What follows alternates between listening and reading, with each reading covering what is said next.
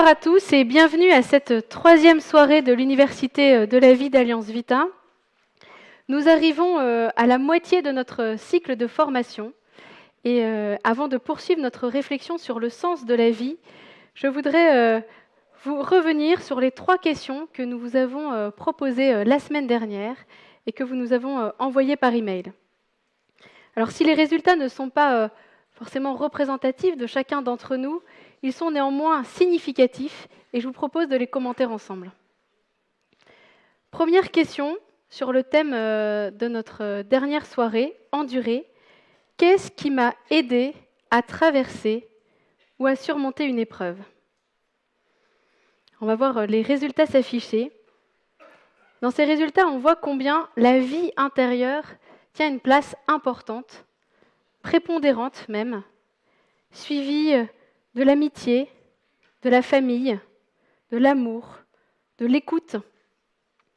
Ces réponses viennent en résonance avec l'ensemble des interventions que nous avons eu la chance d'entendre la semaine dernière, et peut-être plus spécifiquement avec celle de Jean-Guilhem Xéry sur la souffrance, où il nous disait que la souffrance appelle un surcroît de présence intérieure, mais aussi présence les uns aux autres. Et il nous avait partagé 4 balises pour nous aider justement à cette juste présence. Deuxième question qui nous introduit déjà un peu au thème de cette soirée. Dans quel domaine pensez-vous que le monde a progressé ? Et là, on va le voir sur les résultats. Le graphique est éloquent. Les avancées scientifiques et la médecine sont ici désignées comme les domaines où le progrès semble avoir été le plus significatif ces dernières années. Et là encore, cela fait écho à notre première soirée sur le thème se situer notamment face au défi de la modernité, où nous avions Gilles Herriard-Dubreuil et Caroline Roux qui nous avaient partagé ce questionnement de notre rapport à la technique et combien il était déterminant dans cette réflexion du sens de la vie, et notamment de réflexion sur la société humaine que nous voulons bâtir. Enfin, troisième question plus prospective et plus personnelle aussi. Dans quel domaine aimeriez-vous personnellement progresser ? Et le graphique qui s'affiche sous nos yeux met en scène là une variété de réponses qui témoignent par le foisonnement aussi de la richesse des différentes manières de progresser. Et combien il appartient vraiment à chacun d'apporter une contribution unique à la construction du bien commun.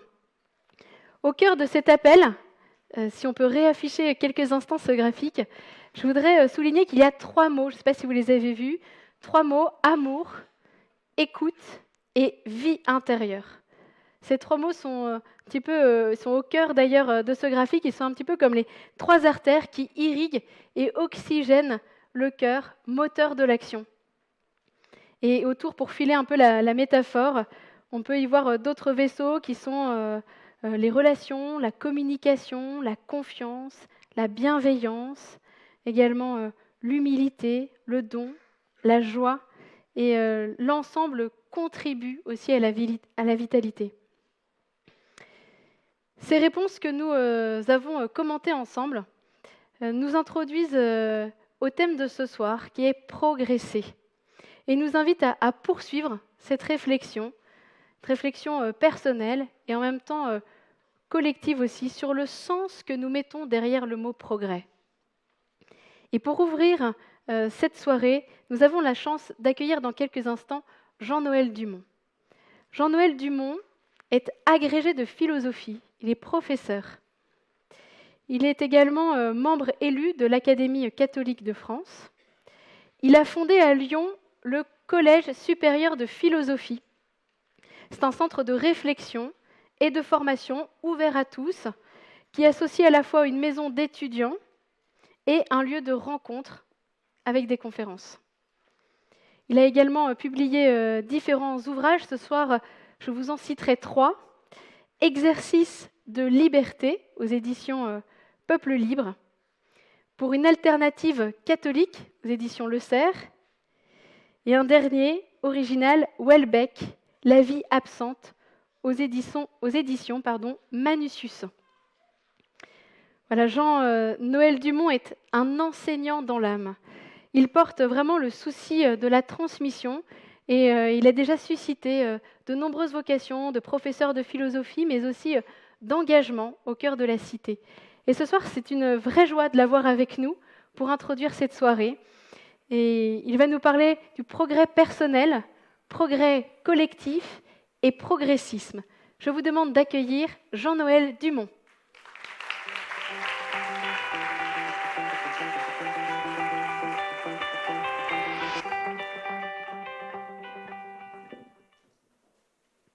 Le progrès. On sourit quand on voit encore des enseignes le bar du progrès.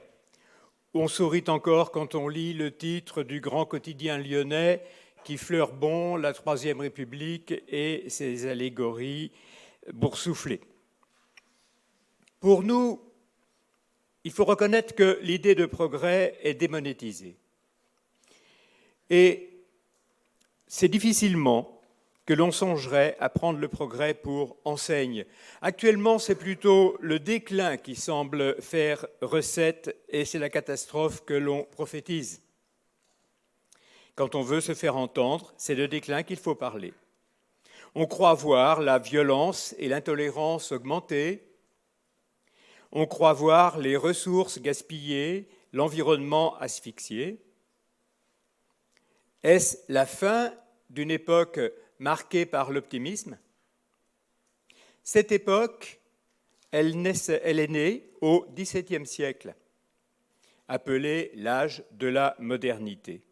On y voit naître l'idée de progrès, c'est-à-dire une amélioration constante des savoirs, produira une amélioration constante des pouvoirs et, partant, une amélioration non moins assurée de la vie morale.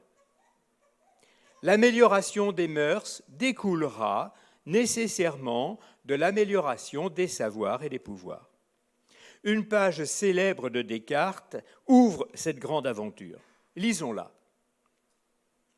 Il est possible de parvenir à des connaissances qui soient fort utiles à la vie et par lesquelles, connaissant la force et les actions du feu, de l'eau, de l'air, des astres, des cieux et de tous les autres corps qui nous environnent, nous les pourrions employer à tous les usages auxquels ils sont propres. Et ainsi, nous rendre comme maîtres et possesseurs de la nature. Plus loin, Descartes ajoute que l'invention d'une infinité d'artifices rendront les hommes plus sages, plus habiles qu'ils n'ont été jusqu'ici.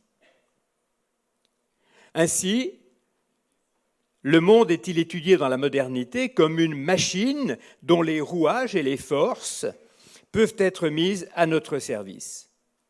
Quel grand geste, quelle belle page. Nous en sommes les héritiers. Quelle audace. Peut-on, au nom de nos inquiétudes, rejeter les promesses de cette aventure? Peut-on renoncer à cette audace? Ce qui est bien mort, c'est le progressisme. Cette idéologie qui a voulu faire descendre sur le plan de l'histoire l'espérance chrétienne du salut. Des philosophies de l'histoire au cours du XIXe siècle voient l'humanité, avec un grand H, avancer inéluctablement vers l'unité et la paix grâce au développement de la science. La tour Eiffel en est le symbole, le Panthéon en est le temple, l'ingénieur et le médecin marchent devant. Victor Hugo en est le prophète. C'est sur cette terre que s'accomplira le salut, et les religions n'apparaîtront alors que comme de maladroites et provisoires illusions, une enfance en quelque sorte, dont la science vient nous émanciper. Tel était le progressisme. Ce progressisme contenait une contradiction interne, car le progrès était présenté comme inévitable, mais cependant, il devait être voulu. Le progressisme présentait donc curieusement notre libération comme une destinée, une fatalité qui d'ailleurs pouvait se servir même du mal. Les vices sont utiles à l'économie? Utilisons-les. Les violences sont les accoucheuses de la société? Accélérons-les. On a alors massacré au cours du XXe siècle des millions et des millions d'hommes au nom d'un progrès qui exige des sacrifices, alors même qu'on le dit irréversible. Voici donc pour nous l'heure du désenchantement. Mais le progressisme va-t-il entraîner dans sa chute l'espérance qu'il a voulu capter? Car il reste vrai que nos moyens sont de plus en plus puissants. N'est-ce pas la science elle-même qui nous permet de prévoir les catastrophes, de mesurer le réchauffement de la planète et la montée des eaux? Notre capacité de prévision augmente avec le progrès et même par là la prise de conscience d'une communauté de destin. La voilà, l'humanité avec un grand H. Nous prenons conscience d'une communauté de destin. Le nuage de Tchernobyl ne s'arrête pas en Alsace. Voici donc l'humanité avec un grand H qui prend conscience d'elle-même, non pas devant les promesses de bonheur, mais devant les promesses de malheur. Pourtant, si on appelle progrès le développement des moyens accompagné de l'affinement des consciences, on ne peut pas nier la réalité de ce progrès.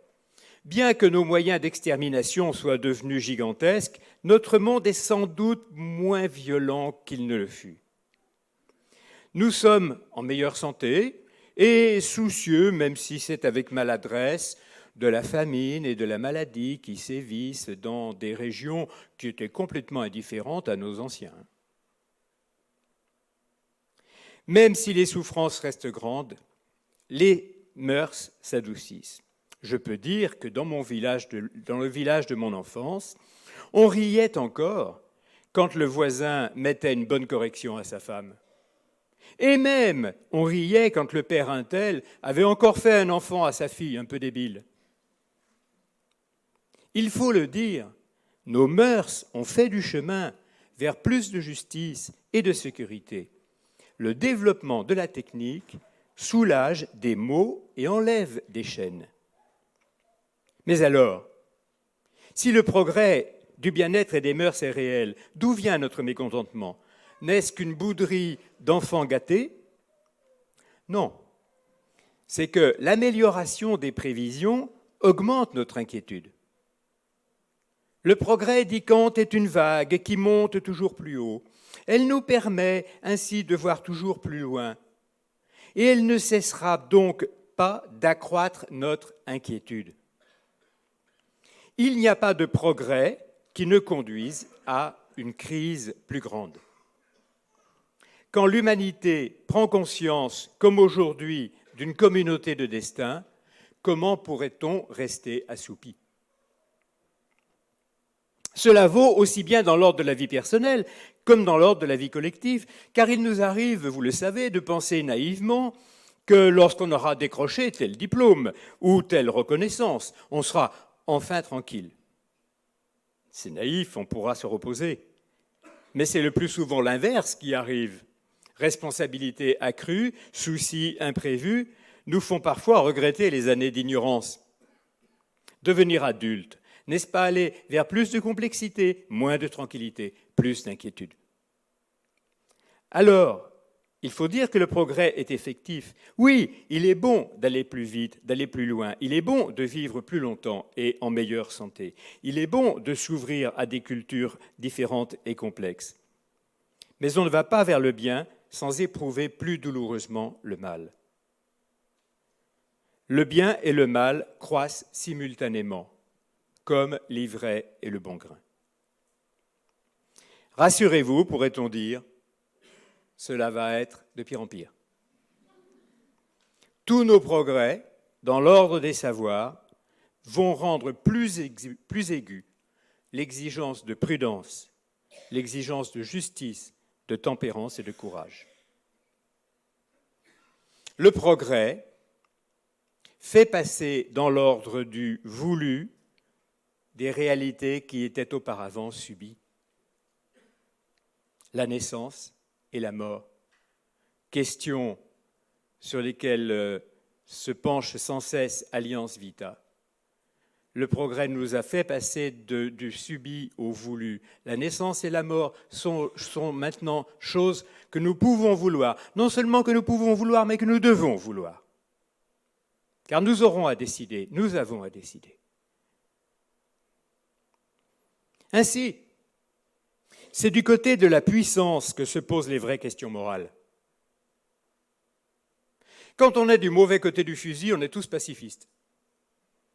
La question, c'est, quand on est du côté de la crosse, sera-t-on encore capable de penser avec la même logique que celle du mauvais côté? Le progrès fait passer du subi au voulu. La naissance et la mort deviennent pour nous des choix. Maintenant que nous sommes placés du côté de la puissance, gardera-t-on le souvenir du plus faible? Faut-il refuser les techniques qui augmentent la maîtrise du vivant? Non. Il faut agrandir notre cœur. Notre cœur sera-t-il assez grand? Or, ces deux progrès qui s'appellent l'un l'autre, sont-ils de même nature? L'un agit sur les choses, l'autre sur les âmes. L'un est mesurable, l'autre pas. L'un est aisément communicable, l'autre pas. En somme, à mesure que la maîtrise des conditions est plus grande, notre liberté est plus tragique. Ainsi, tout progrès de puissance augmente la fragilité. Tout progrès de puissance augmente la fragilité.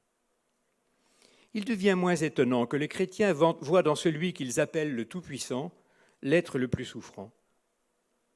La croissance simultanée de la puissance et de la fragilité devrait être au cœur de tous nos progrès. L'opinion, quand elle s'affole des nouveautés, parle d'un air entendu, d'un retour de balancier qui ne saurait tarder. Mais il n'y a pas de retour, il n'y a pas de balancier. L'image qui convient est plutôt ce que Bergson appelle la double frénésie. Celle d'une double et simultanée montée vers les extrêmes. Au bout de l'histoire, il n'y a pas, comme dans l'idéologie du progrès, un point où toutes les lignes viendraient s'écraser et se réconcilier dans un avenir radieux, mais au bout de l'histoire, il y a des lignes qui ne cessent de diverger. Alors, la mort du progressisme a-t-elle emporté l'espérance dans sa chute? On chante maintenant, je le disais, les hymnes lugubres de l'apocalypse, de la catastrophe finale, du grand collapsus. Mais en quoi la liberté serait-elle stimulée par de telles promesses? Quoi de plus stimulant pour nous et pour la liberté que le bien qui est à l'œuvre? Et tel est le sens de l'idée de progrès. L'erreur du progressisme, on l'a vu, était de contenir à la fois un appel à la liberté et l'affirmation d'un mécanisme, mais le bien ne peut pas résulter d'un mécanisme. L'espérance du bien comporte ainsi un appel au combat spirituel. Ce combat, tous nos progrès le rendent possible. Je vous remercie.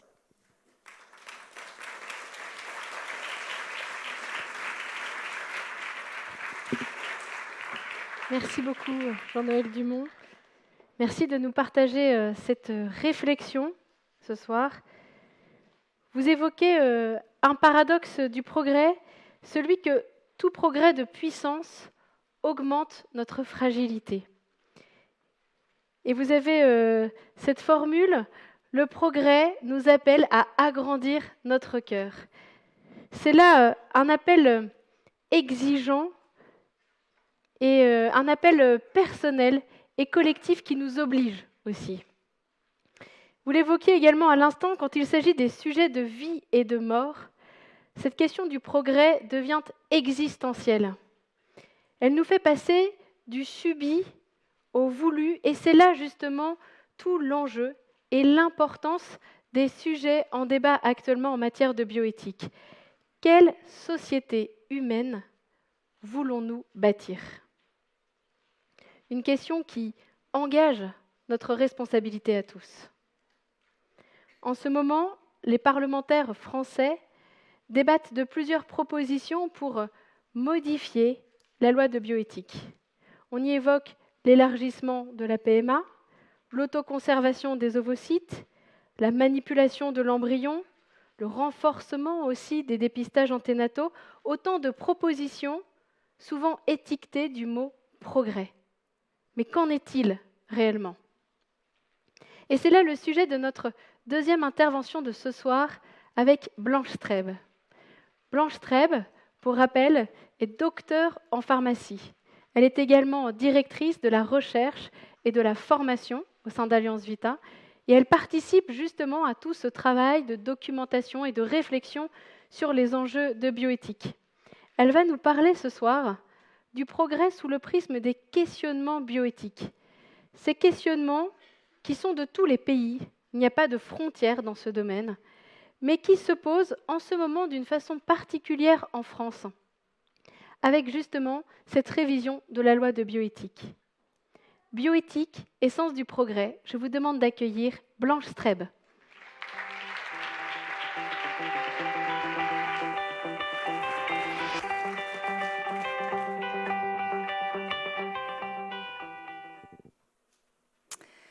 La loi bioéthique, elle s'est construite et elle repose normalement sur 3 grands principes fondamentaux de protection. D'abord, de la personne humaine, respect de l'être humain dès le commencement de sa vie, principe de dignité, primauté de la personne humaine. Sur un deuxième principe fondamental de protection qui est celui du corps humain, inviolabilité, indisponibilité, non-patrimonialité du corps humain. Et sur un troisième grand principe de protection de l'espèce humaine, en particulier de l'intégrité. Il est prévu dans la loi elle-même qu'elle soit révisée régulièrement. Mais elle ne l'est pas uniquement parce qu'il y a des innovations techniques ou médicales qu'il faudrait encadrer. Elle est le lieu, souvent, de guet-apens. Il y entre dans cette loi par effraction des décisions qui sont politiques, économiques, parfois scientistes. Je vous donne 2 exemples. La loi veut autoriser l'autoconservation des ovocytes pour toutes les femmes sans aucune raison médicale. Les cliniques de procréation à but lucratif sont dans les starting blocks. Cette technique, en fait, elle berce d'illusions les femmes qui auront nécessairement besoin d'une fécondation in vitro et nous savons que 3 sur 4 resteront malheureusement le berceau vide. La conservation restera à la charge des bénéficiaires. Et vous voyez comme le terme « banque de gamètes » porte là bien son nom parce qu'effectivement, il s'agit de cellules précieuses, porteuses de vie, mais il s'agit aussi d'une démarche à but lucratif et donc d'un choix économique. C'est un nouveau marché qui s'ouvre sur le ventre des femmes. Deuxième autre exemple, c'est celui de l'ouverture à la PMA pour toutes les femmes. Que ce soit l'insémination ou que ce soit la fécondation in vitro, ce ne sont pas des techniques innovantes, elles ont plusieurs dizaines d'années. L'introduction dans la loi bioéthique, elle relève d'un choix politique.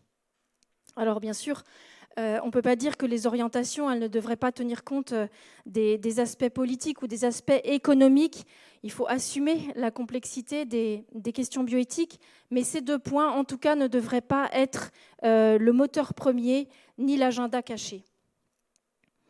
Aujourd'hui, les choix qui sont posés dans cette révision mettent carrément en péril les principes que je vous ai évoqués en introduction. Par exemple, les recherches qui vont mélanger les cellules humaines et les embryons animaux dissolvent complètement le principe de respect de l'intégrité de l'espèce humaine. Autre exemple, le don de sperme est rare en France, ce qui témoigne que ce n'est pas rien que de donner potentiellement sa paternité.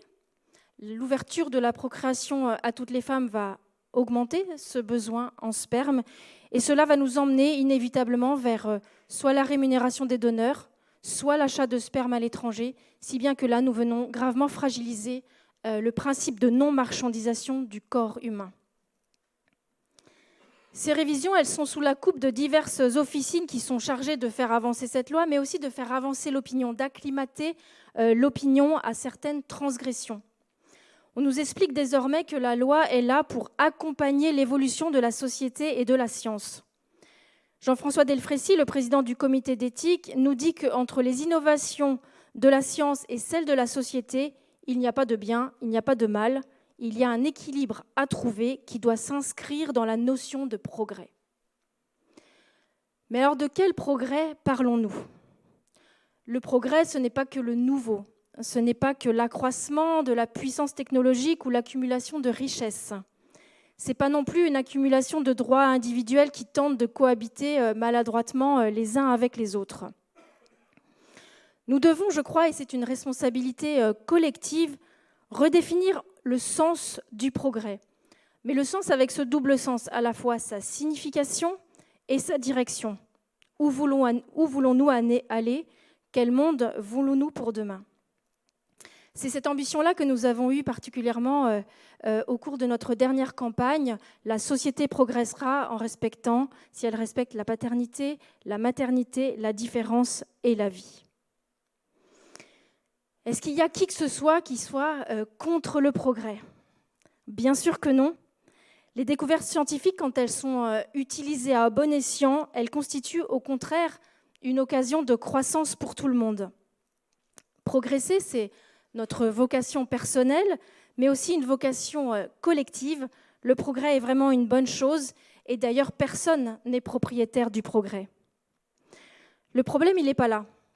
Le problème, il est dans la définition qu'on met derrière ce mot « progrès », qui pour certains serait comme un mot magique qui suffit de prononcer pour transformer ce dont il est question en progrès.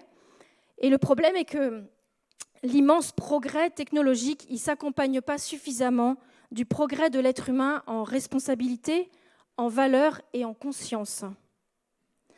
Alors, pour penser le sens du progrès, je vais vous proposer 3 écueils et 3 balises. Premier écueil, la fascination pour la seule technique. Je crois qu'il faut qu'on ait conscience que la technologie a tendance à s'emballer de plus en plus, à s'imposer. Parfois, elle doit réparer ce qu'elle-même a abîmé. Elle combine l'offre et la demande. Elle finit par façonner nos vies, façonner nos modes de pensée. Elle nous domine et parfois elle nous entraîne complètement dans sa propre logique. On croit se servir de la technique, mais bien souvent, c'est nous qui la servons. Fascination pour la seule technique, premier écueil. Deuxième écueil, la perte du sens du réel. Ce projet de loi dont nous parlons, il entend d'une certaine manière façonner le réel, déplacer les limites du réel de notre condition humaine, de nos corps sexués, mais aussi du temps, en prétendant arrêter nos horloges biologiques, par exemple, et même de la mort avec cette question de la PMA post-mortem. Alors, dans cette perte du sens du réel, je nous encourage à faire très attention aux mots qui nous détournent justement du réel. Par exemple, projet parental, eh bien, lorsque un embryon humain est conçu, il n'est plus un projet parental, il est un embryon bien réel, c'est-à-dire un être humain au commencement de sa vie. Il n'est plus un projet, une idée, il est une réalité. Perte du sens du réel. Troisième écueil, l'orgueil de toute puissance.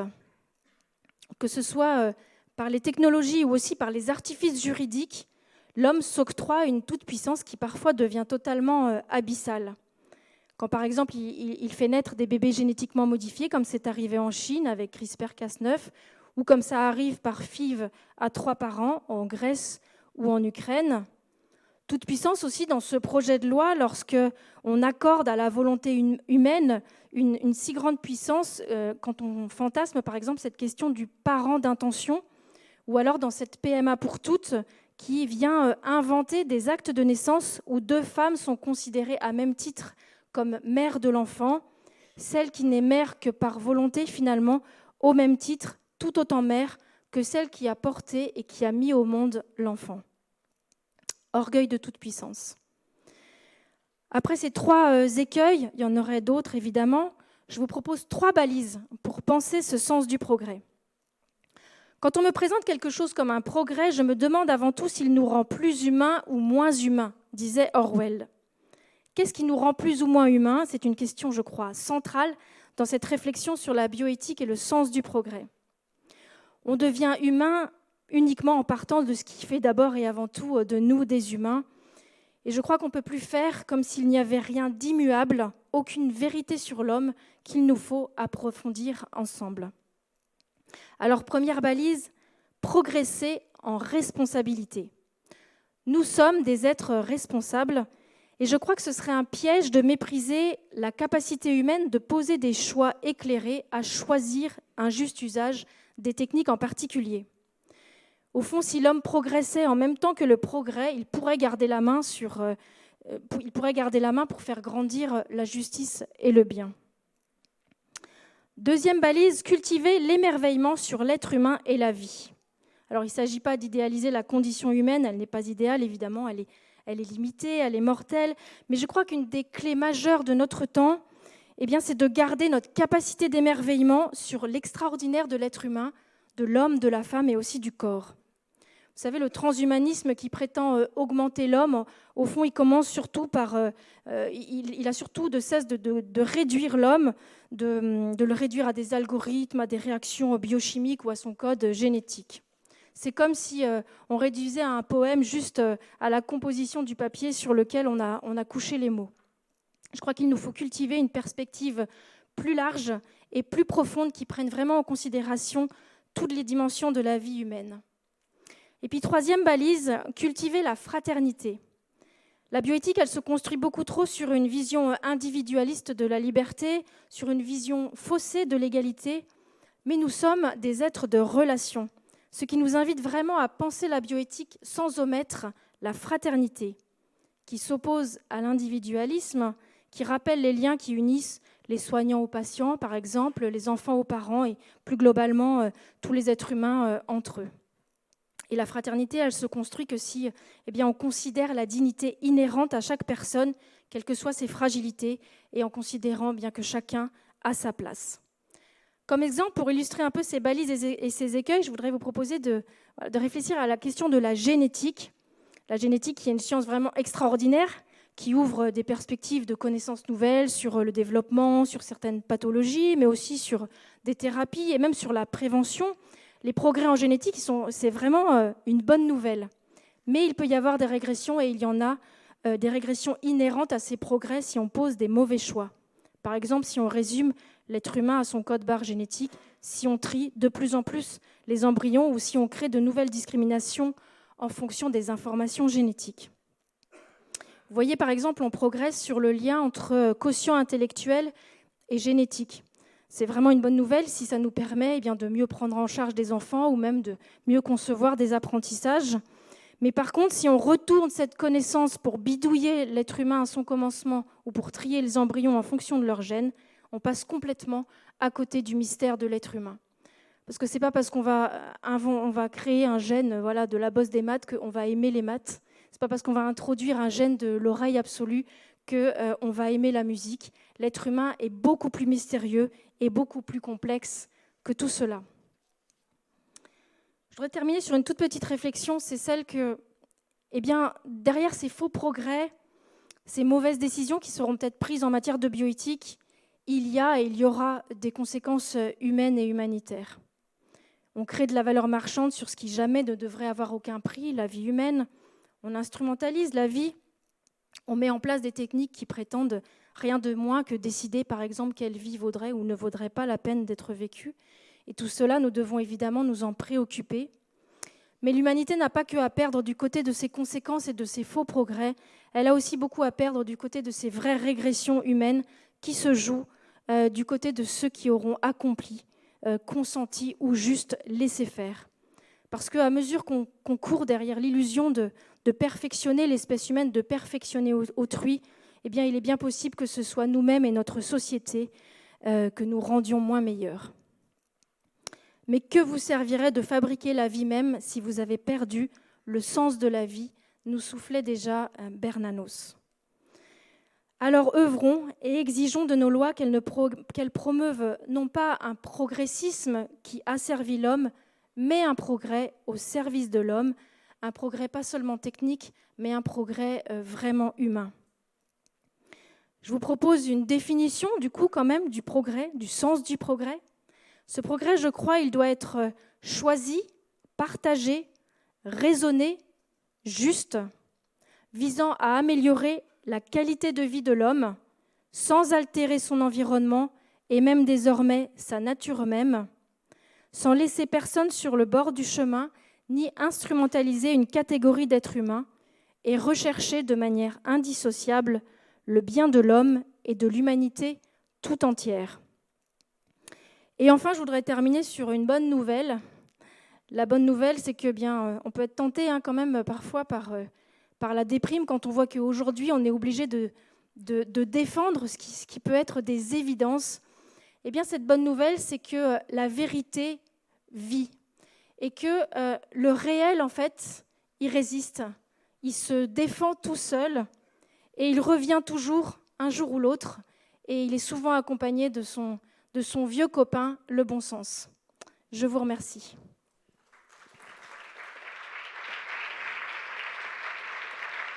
Merci beaucoup, Blanche Streb. C'est un appel assez fort que vous nous adressez ce soir, avec cette mise en garde contre les écueils de ce qui peut porter l'apparence du progrès, et en même temps cette exhortation à nous approprier personnellement et collectivement le sens du progrès. Et je voudrais rappeler les 3 balises que vous nous avez partagées ce soir. Progresser en responsabilité, cultiver l'émerveillement et cultiver la fraternité. Pour ceux qui voudraient poursuivre cet approfondissement de ces sujets, je signale que vous avez écrit un 2e livre, Bébé sur mesure, le monde des meilleurs.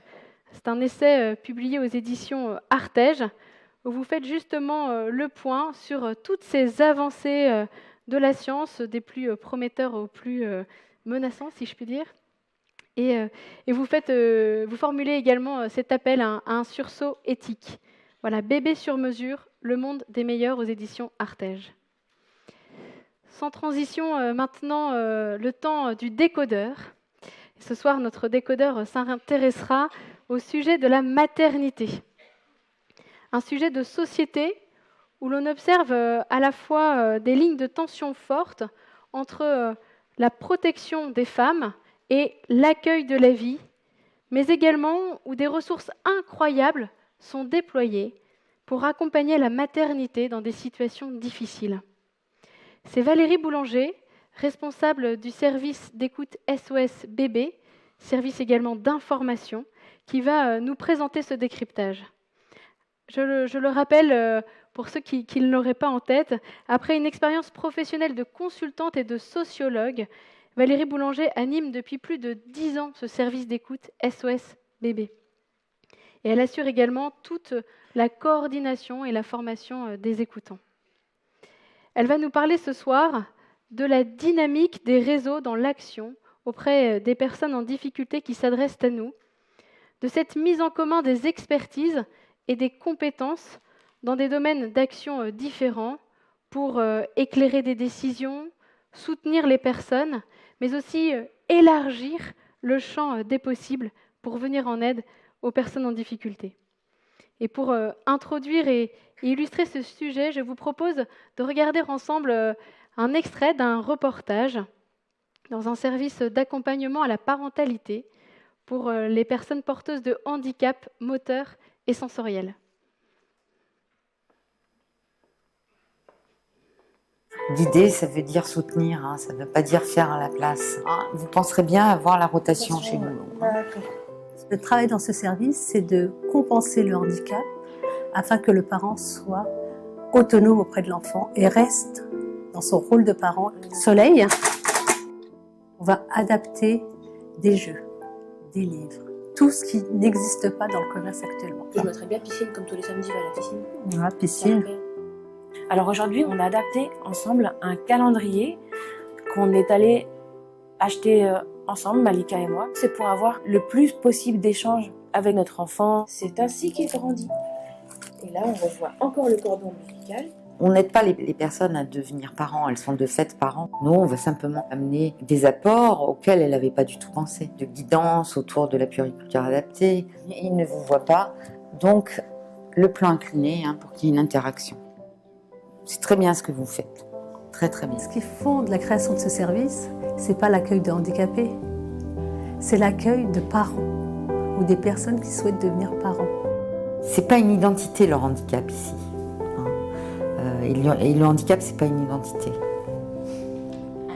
J'ai eu vraiment la chance de trouver le SAPPH et je pense que si j'avais pas été en contact avec les bonnes personnes, je sais pas comment j'aurais pu avoir un enfant.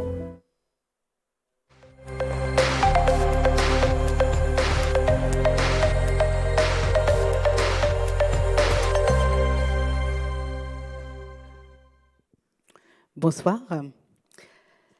Alors, dans des situations difficiles et complexes, et particulièrement celles où le devenir d'une grossesse est en jeu, la concertation et le partage des expertises et des compétences entre services, disciplines, domaines d'action différents permettent de trouver des solutions et d'ouvrir de nouvelles perspectives. Et nous pouvons noter que dans notre société si individualiste, qui prône si souvent et avec tant d'autorité l'autonomie, beaucoup d'efforts, beaucoup d'énergie, beaucoup de budget aussi sont consacrés à la coordination pour faire vivre interdisciplinarité et complémentarité si nécessaire et efficace. Ensemble, pour soutenir les femmes et la maternité. Nous avons nos réseaux proches. Ils sont nos ancrages précieux. Ils ne suffisent pas, cependant. Et sur le terrain, quand il s'agit d'aider, de soutenir, il y a dans notre pays un véritable foisonnement de réalités et de propositions concrètes. Et nous sommes témoins d'un formidable engagement dans les recherches de solutions pour répondre aux besoins des personnes et d'une vraie dynamique au service de la vie. Je pense par exemple aux personnes qui sont engagées pour aider les femmes victimes de violences. Bien souvent, elles sont aussi engagées dans la défense du droit à l'avortement. Et si nous faisons appel à elles pour une femme enceinte, au début de sa grossesse, harcelée et violentée par son compagnon ou sa famille, elles vont tout mettre en œuvre pour l'aider et la protéger, avec des compétences et une connaissance approfondie des problématiques que nous n'avons pas. Elles ne nous demandent jamais qui nous sommes et pourquoi nous agissons. Savoir que nous sommes un service d'écoute en relation avec une femme qui a besoin d'aide suffit. Ce qui nous relie, c'est cette femme enceinte, dans une situation de violence, l'urgence de la protéger et de protéger sa grossesse. Et dans notre société qui ne porte pas comme une évidence le respect de la vie, il est plus que jamais primordial de nous protéger des excès de jugement que nous pourrions avoir et de ne pas rejeter, de ne pas nous priver de ressources qui sont orientées aussi vers le bien des personnes. Nous pouvons nous relier, nous allier pour apporter des réponses concrètes et précises à des situations de vie. Alliance Vita. Les solutions et les réponses apportées à ces situations vécues qui sont souvent extrêmement complexes s'enracinent dans une approche pluridisciplinaire. Et les maisons d'accueil maternel comme Magnificat, le Bercail, Marthe et Marie, pour ne citer qu'elles, sont un bon exemple. Elles s'inscrivent dans un environnement et s'appuient sur tous les réseaux dont les compétences vont pouvoir participer à la meilleure prise en charge possible de la situation des femmes qu'elles accueillent. On ne peut pas accompagner une femme enceinte, une jeune mère, une femme victime de violence, les situations de précarité, tout seul. Et les grandes préoccupations nationales, que sont l'accueil des migrants, la précarité, les violences faites aux femmes, la santé, l'éducation et l'accompagnement des jeunes, ou encore la santé et le suivi médical des femmes enceintes, sont porteuses de beaucoup d'initiatives qui apportent des solutions concrètes à nombre de situations qui nous sont confiées. Une approche du réel qui participe aussi à des changements de regard. Je voudrais vous donner un petit exemple.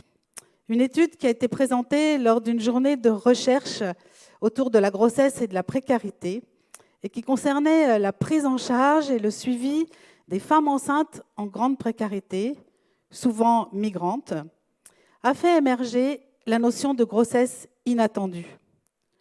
Le terme de grossesse non désirée, communément employé dans ce genre d'études, ne convenait pas pour décrire ce que vivaient ces femmes avec leur grossesse. Non prévue, certes, inattendue, mais accueillie et devenue désirée. Ce souci de rendre compte au plus près de ce que vivent ces femmes m'a vraiment profondément touchée de la part de chercheurs dont les référents sont ces notions de grossesse désirée et non désirée. Alors comment nous inscrivons-nous dans cette dynamique de réseau ? Il est fondamental et précieux pour nous de s'appuyer sur tous les réseaux qui existent au plan national et local et de nous y insérer avec notre expertise et nos compétences propres.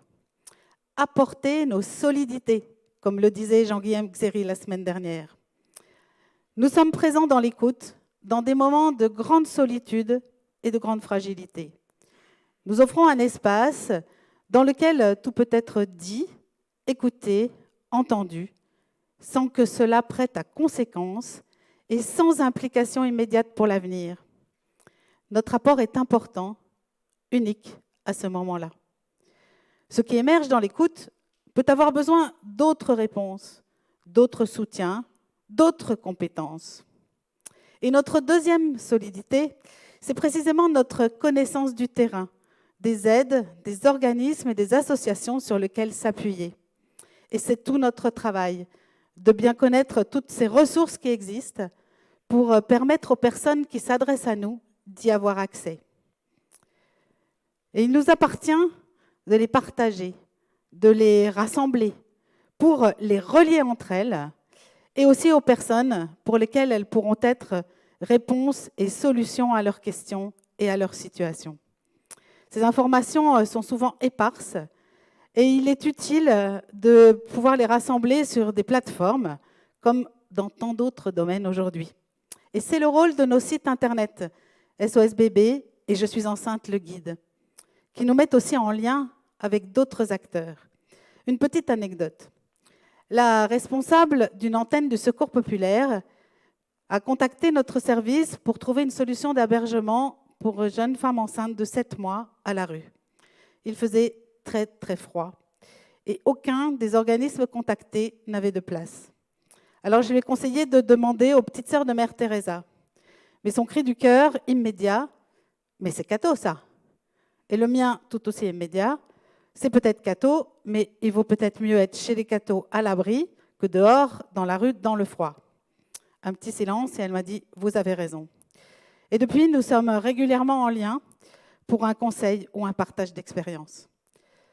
Ce travail, il se fait dans la discrétion du terrain, en répondant tout simplement à des besoins, à des questions, et aussi dans le respect de ce que chacun est et de ce que nous sommes. Alors pour illustrer, je voudrais faire un petit focus sur quelques réseaux de compétences et d'expertise partagées, et puis leur rendre hommage aussi. Dans le champ de l'éducation et de l'accompagnement des jeunes, il y a le SAMELI, le service d'accompagnement des mères lycéennes, qui a été créé par l'Association des pupilles de l'enseignement public de Paris. Il est présent en Île-de-France. Il accompagne entre 210 et 230 jeunes filles chaque année. Ce service est né du constat, en 2013, fait par cette association des pupilles de l'enseignement public, d'un décrochage scolaire important pour les lycéennes enceintes, malgré la mise en place de cours à domicile. Et aujourd'hui, il peut proposer un accompagnement global des jeunes filles et de l'ensemble de leur situation. Alors, il s'adresse à toute jeune fille enceinte de plus de 3 mois, c'est-à-dire une fois que le délai légal pour l'IVG est passé, c'est ce qui est écrit sur leur site, rattachée à un établissement scolaire ou déscolarisée depuis moins d'1 an. Et c'est tout un travail de partenariat, de coordination entre les services de santé, les services sociaux, les établissements scolaires, les centres d'hébergement, la PMI, les hôpitaux. Un travail vraiment formidable. Dans le champ médical, je voudrais prendre deux exemples, animés de ce souci de partage d'expertise. Vous l'avez vu en ce qui concerne la maternité et le handicap moteur ou sensoriel, il y a ce service d'accompagnement à la parentalité des personnes handicapées dont vous avez vu un petit exemple dans cette petite vidéo d'introduction. Ce service, c'est le premier service en France qui accompagne et soutient les personnes en situation de handicap sensoriel et moteur dans leur vie parentale. Et avec la maternité voisine de l'Institut mutualiste Montsouris, qui, elle, assure le suivi des grossesses de ces femmes enceintes en situation de handicap, il contribue à changer les regards sur la maternité et la grossesse pour ces personnes. Ce qui était jugé impossible devient possible, et les questionnements éventuels sur le devenir d'une grossesse trouvent de nouvelles réponses. Ces services apportent aussi leurs conseils aux médecins dans toute la France et accompagnent par téléphone, à distance, beaucoup de femmes enceintes en situation de handicap qui n'habitent pas en Île-de-France. Enfin, un autre exemple, le réseau cancer associé à la grossesse. Il y a une dizaine d'années, découvrir un cancer chez une femme enceinte signifiait quasi systématiquement l'interruption de la grossesse. Aujourd'hui, ce réseau cancer associé à la grossesse, créé en 2008, a changé la donne et il permet la meilleure prise en charge possible des femmes chez qui on a découvert un cancer lors de leur grossesse. Il associe les plus grands spécialistes des services pointus de cancérologie et des grands services de maternité. L'objectif, c'est d'informer les médecins et les patientes des différents traitements possibles pendant la grossesse et leur efficacité, mettre à disposition des avis, des conseils et toutes les expertises. Et un constat, lorsqu'un cancer est découvert au cours du premier trimestre de la grossesse, la question de l'avortement est rarement justifiée car elle ne modifie pas le pronostic.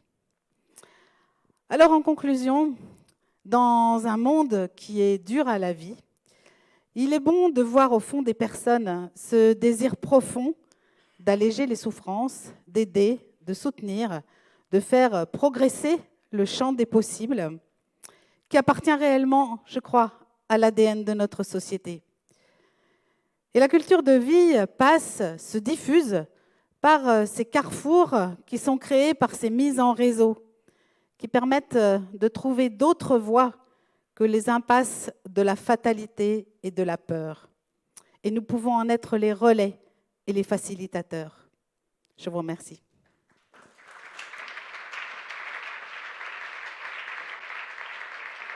Merci beaucoup Valérie Boulanger. Alors à présent, je vais vous proposer un petit temps de pause et de réflexion aussi, notamment en lien avec ce que Valérie Boulanger vient de nous partager. Notre société est vraiment vitalisée par de nombreux réseaux professionnels, associatifs également, dont nous bénéficions tous à différents niveaux. Et ce, dans des domaines variés, la santé, l'éducation, l'action sociale, la lutte contre la pauvreté et l'accompagnement aussi des personnes en fin de vie. Nous sommes parfois même à l'initiative de ces réseaux. Alors je vous proposais de réfléchir d'abord personnellement au réseau dont vous ou vos proches, vous avez déjà bénéficié. Et ensuite, de partager brièvement cette expérience avec votre voisin qui en fera de même. Voilà, je vous laisse 2 minutes.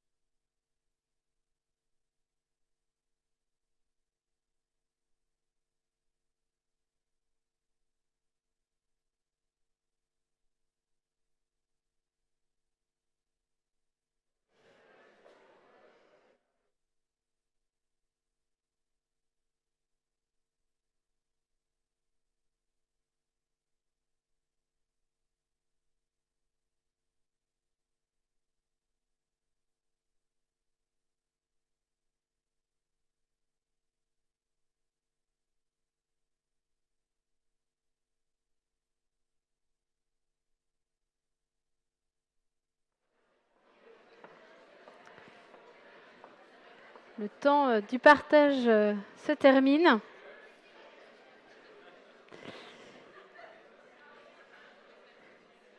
Je vous laisse retrouver le silence. Maintenant, le moment est venu d'accueillir notre grand témoin de la soirée. Ce soir, nous avons la chance d'accueillir un soignant. Je vous demande d'accueillir le docteur Laure Lallemand.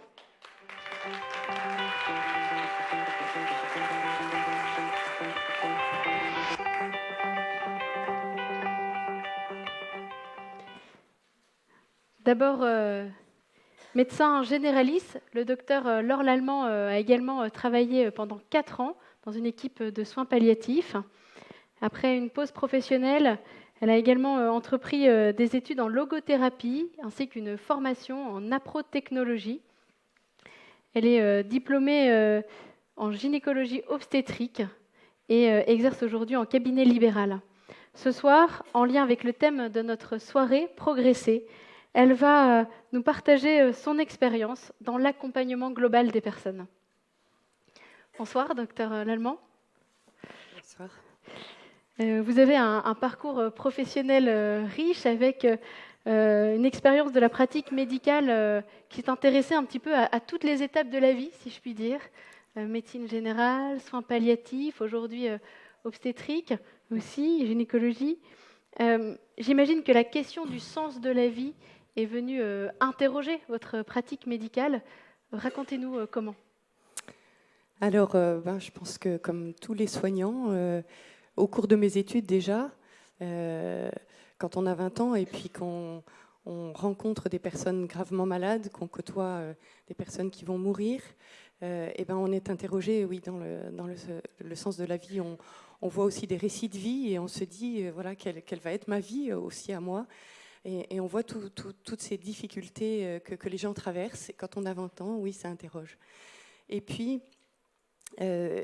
après, ce qui a été vraiment un moment déterminant, ça a été mon expérience en soins palliatifs, effectivement, parce que dans ce service, la recherche justement d'un accompagnement global de la personne, y compris dans sa dimension spirituelle, de sens, était voulue et recherchée pour elle-même. Donc, on avait en particulier un dossier qui comportait toutes ces dimensions, la dimension physique, la dimension psycho-affective, et puis aussi il y avait une page pour la dimension spirituelle, et on était en équipe avec des réunions hebdomadaires à essayer de regarder ces différents aspects des personnes que nous prenions en charge. Et ça, pour moi, c'était vraiment une découverte extraordinaire, c'était la médecine telle que je voulais la pratiquer. Et alors, dans ce service, il y avait donc un prêtre, et il écrivait de son écriture fine dans cette partie spirituelle. Et nous, les soignants, on était un petit peu intimidés, on ne savait pas trop.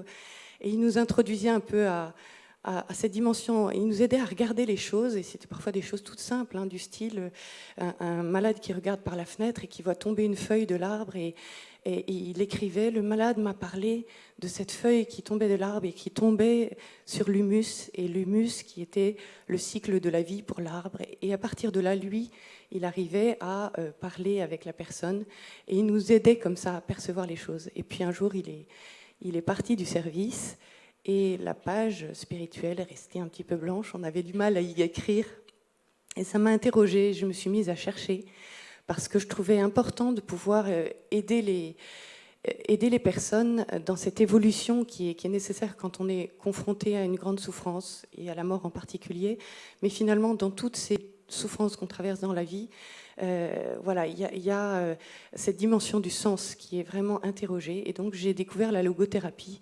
C'était une grande joie aussi. Parce que voilà, Viktor Frankl a élaboré donc cette thérapie qui repose sur le fait que l'homme est un être à la recherche de sens, et que c'est une dimension tellement importante que même dans des circonstances physiques ou psychiques terribles, tant que cette dimension de sens est présente, eh bien, la vie peut passer. Et donc cette thérapie s'appuie sur cette dimension du sens de la vie pour permettre à la personne de se réorienter dans la souffrance et d'arriver à trouver son propre chemin. Voilà. Et puis aujourd'hui, je pratique donc dans mon cabinet de ville un soin auprès des couples qui souffrent d'hypofertilité.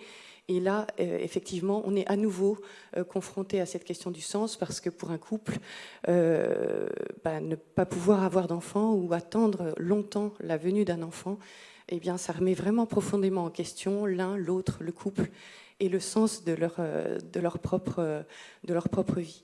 Et donc voilà, je suis à nouveau dans ces questions-là.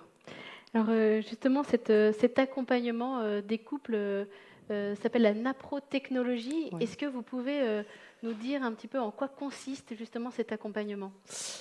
Alors la naprotechnologie, c'est un mot un peu compliqué qui vient de l'américain et qui veut dire en fait aide médicale à la procréation naturelle. Donc ce qui est naturel là, c'est le fait que la conception d'un enfant résulte de la relation conjugale, et donc il n'y a pas l'intervention là d'un tiers, d'un technicien ou d'un médecin. Mais en revanche, tout le reste, c'est de la médecine. Donc on soigne avec des traitements, des médicaments, des injections, de la chirurgie. Enfin voilà, c'est de la vraie médecine. Alors il y a des particularités. D'abord, notre exercice, moi je suis toute seule aujourd'hui, mais on travaille vraiment en binôme avec des instructrices qui sont des éducatrices de santé, des véritables professionnels qui ont une formation très très sérieuse et qui apprennent aux couples à s'observer et à élaborer un tableau de fertilité sur lequel nous allons travailler et coupler les traitements et les examens complémentaires de manière à optimiser la fertilité du couple. Voilà, notre recherche, c'est la restauration de la fertilité naturelle du couple. Voilà. Et donc on travaille en binôme, on travaille avec ce tableau de fertilité et les traitements hormonaux et autres. Voilà. Et on travaille aussi en pluridisciplinarité, et ça c'est très important. Donc on est vraiment très en lien avec plein d'autres professionnels. On travaille avec des chirurgiens pour l'endométriose, pour la restauration de la perméabilité des trompes. On travaille avec des urologues pour tout ce qui est question de spermogramme. On travaille avec des radiologues pour également les désobstructions tubaires et les cures de varicocèle. On travaille avec des ostéopathes. On travaille avec des sexologues. On travaille avec des psychologues EMDR en particulier pour les fausses couches à répétition. Voilà, il y a tout même des généticiens. Voilà, c'est une nouveauté. Parce qu'effectivement, dans les fausses couches à répétition aussi, on peut chercher des causes génétiques. Et voilà, et c'est la congruence en fait de tous ces professionnels qui optimisent vraiment cette fertilité qu'on cherche à restaurer. Et donc, en ce sens, je me sens parfaitement à ma place comme généraliste. Je coordonne. Voilà. Alors, par rapport au thème de notre soirée sur le progrès, est-ce que vous pourriez nous dire de votre expérience, justement, en quoi cette approche de la naprotechnologie s'inscrit dans le progrès ? Alors, ce que je dirais, moi, comme progrès, c'est déjà qu'on cherche à aller jusqu'au fond des causes. La recherche des causes. Et pour nous, voilà, on va pousser très, très loin une recherche d'endométriose, là où peut-être dans d'autres techniques, on partirait plus vite et on laisserait tomber cette cause pour aller plus vite au résultat. Nous, on va chercher vraiment à ces causes au plus loin. On va opérer des varicocèles que d'autres, voilà, en se disant que l'un plus l'autre. Enfin, voilà, c'est cette congruence de soins en fait pour des choses qui sont peut-être pas énormes, mais qui mises bout à bout vont restaurer la fertilité du couple. Hein. Et du coup, finalement, le progrès pour moi, c'est quand je vois un couple qui repart et que je sais que parce qu'elle n'a plus son endométriose, parce que le varicocèle a été traité, parce que on sait maintenant qu'il suffit d'un petit peu de progestérone en phase lutéale, eh bien, ils n'auront plus besoin de moi. Parce que voilà, c'est arrivé, ça arrive souvent. Voilà, le travail de restauration a été fait et on a les faire-part du deuxième et du troisième qui arrivent après. Ça, c'est un progrès. Deuxième progrès, je dirais le temps. Le temps accordé pour l'accompagnement. Et je vous ai expliqué, on est 2, donc c'est des consultations qui durent longtemps, hein, 1 heure, 1 heure et demie la première. Et puis l'instructrice aussi prend du temps avec les couples, et c'est un temps où voilà, on peut déposer son fardeau, on peut poser les questions, on peut réfléchir ensemble aussi aux orientations, aux choix à faire. Et ce temps donné, je crois que c'est un progrès. C'est pas si évident de donner du temps. Voilà. Et puis, troisième progrès, je trouve, c'est participer à la culture, une culture qui honore le corps, qui respecte le corps, et l'unité de la personne, l'unité corps, psychisme et esprit, et puis l'unité du couple. On cherche vraiment à ce que les couples soient là en couple à la consultation. C'est pas juste une consultation de gynécologie. Voilà. Donc ces 3 éléments me semblent importants. Merci beaucoup.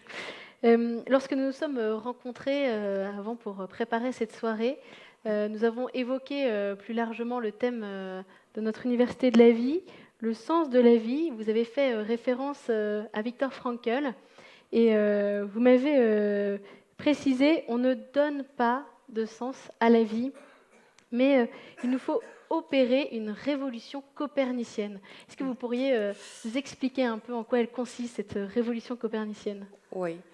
Alors effectivement, on ne donne pas de sens, on ne prescrit jamais un sens, on ne dit pas à quelqu'un d'autre, voilà le sens de ta vie. Ça, le sens, ça se cherche, le sens, ça se découvre, ça se dévoile petit à petit. Et c'est vrai que dans les situations de souffrance, souvent on perd le sens, on est désorienté au sens propre. Et voilà. Et Viktor Frankl parle de cette révolution copernicienne. Il décrit d'abord un axe horizontal entre échec et réussite. Souvent dans notre société, on est beaucoup à rechercher la réussite, et toute notre société nous pousse à ça, la réussite professionnelle, familiale, sexuelle, financière. Enfin voilà, on veut une beauté plastique, on a tout ce qu'il faut pour nous mettre sur cet axe horizontal. Et Viktor Frankl décrit un axe vertical qui va, lui, entre désespoir et accomplissement. L'accomplissement, c'est pas la même chose que la réussite. Et pour arriver à passer à ce plan vertical au bout duquel on accomplit vraiment sa vie et on trouve le bonheur, eh bien, il faut opérer une révolution copernicienne. Et lui dit, la question n'est pas tant de savoir qu'est-ce que j'attends de la vie et que je n'obtiens pas de cette vie, parce qu'on s'y cogne, on est dans la difficulté et la vie ne me donne pas ce que j'attends d'elle et je souffre. Eh bien, la question est plus de savoir qu'est-ce que la vie attend de moi. Et ça change tout, en fait. Et là, effectivement, on rentre dans une dimension de sens qu'il va falloir chercher. Hein, c'est pas immédiat, mais ça peut changer beaucoup. Alors, je vais vite vous donner un petit exemple quand même. Non ? Ah bah si, avec plaisir, au contraire. Voilà, parce que justement, au cabinet, il m'est arrivé donc un couple qui était vraiment très très tendu dans cette attente d'enfant. Ils avaient une petite fille de 5 ans et ils attendaient le deuxième depuis 4 ans. Et la femme en particulier était extrêmement désirait beaucoup d'examens complémentaires, cherchait sur Internet, se prescrivait à elle-même ses médicaments. Enfin, c'était très tendu. Et lui était très pris par son travail, très fatigué, épuisé même. Et je sentais dans ce couple qu'il y avait quelque chose qui avait besoin d'évoluer, et que ce n'était pas un climat favorable, mais je ne savais pas comment le prendre. Et puis, un jour, au fur et à mesure d'une consultation, dans l'entretien, elle m'a dit, ma petite fille m'a dit, mais tu sais maman, j'ai pas besoin tellement d'un petit frère ou d'une petite sœur, moi j'ai surtout besoin d'une maman. Et à partir de cette phrase, en fait, souvent le réel nous donne la clé. Eh ben, on a commencé à travailler un peu sur cette attention à cette petite fille qui était là, c'était la vie là. Et voilà, et sa petite enfance qui passait. Et du coup, ils ont pris conscience en fait qu'ils étaient en train de passer à côté de cet enfant qui grandissait, qu'ils étaient trop pris par leur quête l'un et l'autre. Et ils ont pris des mesures incroyables. Je les ai trouvées magnifiques. Et puis, quand même, parce que je suis médecin, je l'ai fait opérer de l'endométriose. Elle a fait une réforme alimentaire. Et le cycle après l'intervention, elle est tombée enceinte. Et elle m'a remerciée. Ils m'ont remerciée. Mais surtout, ce que j'ai noté, c'est qu'ils m'ont remerciée. Elle m'a dit, bien sûr, je suis heureuse de cet enfant qui est là aujourd'hui, mais je vous remercie aussi parce que je suis aujourd'hui une mère différente. Et sans cette épreuve, je n'aurais pas été une mère comme ça. Et voilà, et je pense que là, tout ce chemin avait pris son sens pour elle. Elle avait opéré sa révolution copernicienne. Voilà. Merci beaucoup, Docteur Lallemand. Merci infiniment.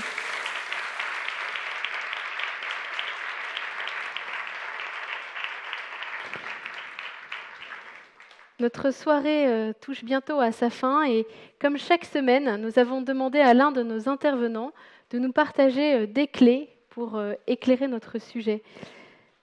Ce soir, c'est Caroline Roux, déléguée générale adjointe d'Alliance Vita, qui va se prêter à cet exercice. Elle va nous partager 6 clés tirées de son expérience de terrain dans l'accompagnement des personnes et notamment au travers des services d'écoute SOS Bébé et SOS Fin de Vie. Quelles clés pour progresser? Caroline Roux.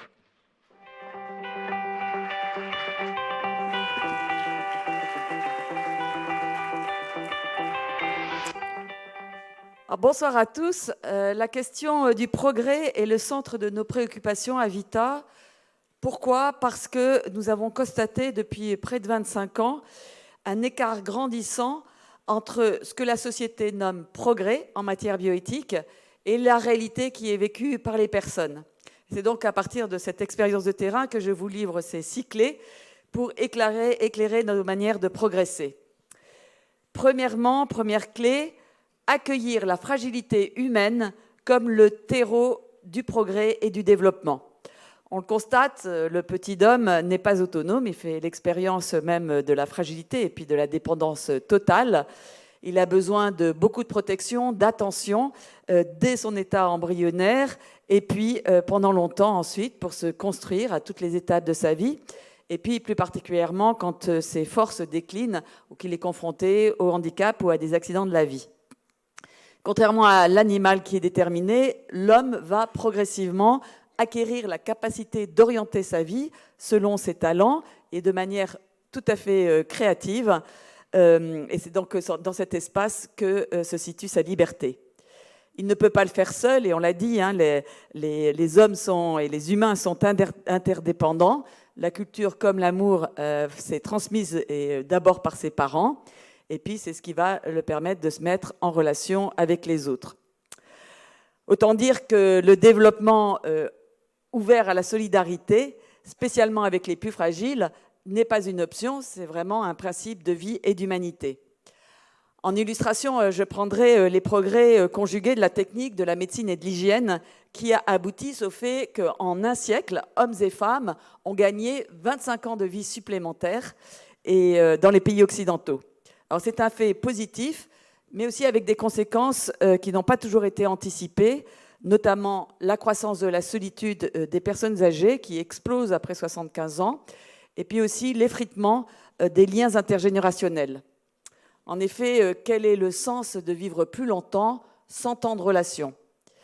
Dans ce contexte, l'annonce de robots qui pourraient remplacer la présence humaine auprès des personnes âgées demande une vraie réflexion, parce que est-ce que l'intelligence artificielle, qui peut avoir son intérêt, peut remplacer l'intelligence du cœur et les liens humains? Au fond, nous avons une boussole là pour progresser, c'est de prendre en considération chaque être humain, mais aussi de l'envisager dans toutes ses dimensions, y compris affectives, relationnelles, spirituelles, en quête de sens. Et dans notre monde qui s'accommode de l'individualisme, on l'a dit, eh bien, il faut vraiment prendre aujourd'hui le temps pour oser la rencontre. Et oser la rencontre, c'est la deuxième clé, c'est-à-dire pour passer de l'indifférence à l'intérêt, au risque de ne plus nous comprendre et surtout de laisser des injustices s'installer et perdurer.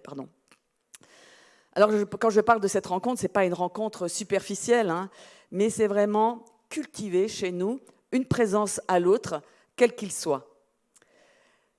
Peggy rappelle qu'il faut toujours dire ce que l'on voit, surtout, il faut toujours, et c'est plus difficile, voir ce que l'on voit.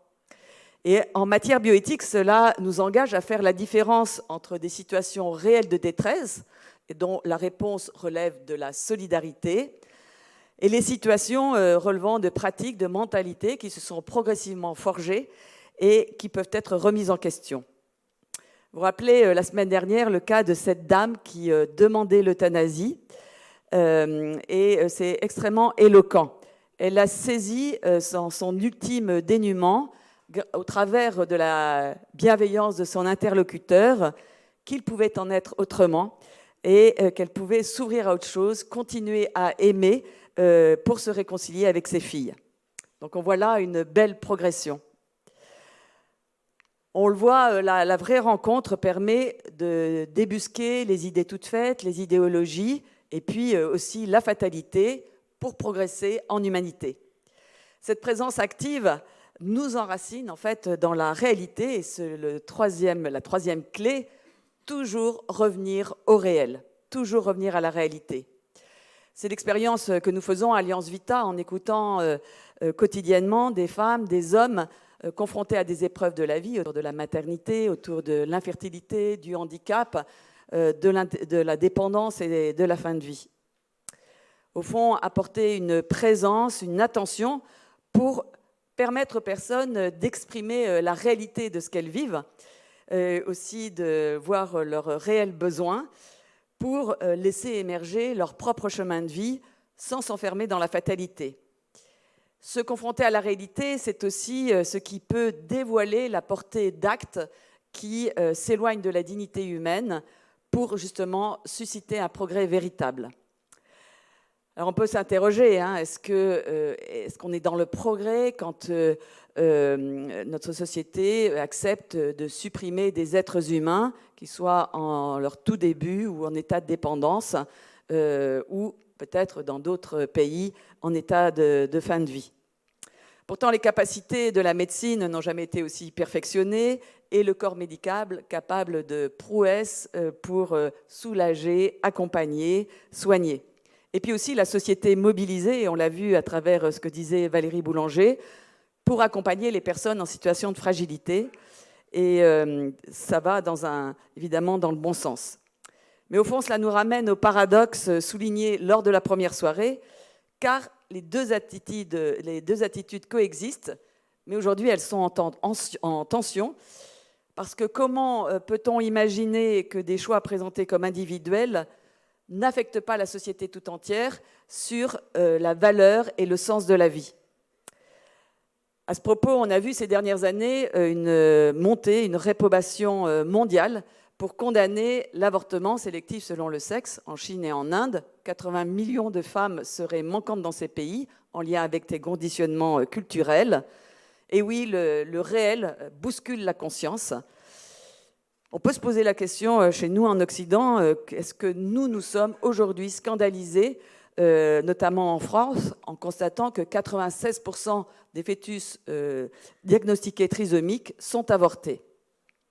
Au fond, nous constatons que se détourner du respect de la vie entrave une fraternité authentique. C'est donc à une remise en perspective à laquelle nous sommes conviés pour plus de cohérence. Et pour cela, c'est vital, et c'est la quatrième clé, de cultiver notre intériorité. Dans cette époque où l'immédiateté prime sur le long terme, cela demande une décision responsable. Intériorité pour revenir à l'essentiel, pour voir ce que l'on voit, pour distinguer aussi le progrès de ceux qui provoquent injustice et discrimination.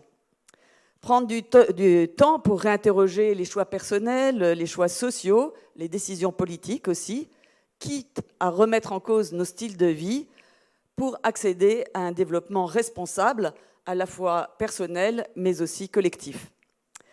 Et c'est particulièrement important pour ajuster notre rapport à la technique et aux biotechnologies, et c'est la cinquième clé, celle de développer une conscience éthique et une responsabilité morale pour orienter le progrès technique.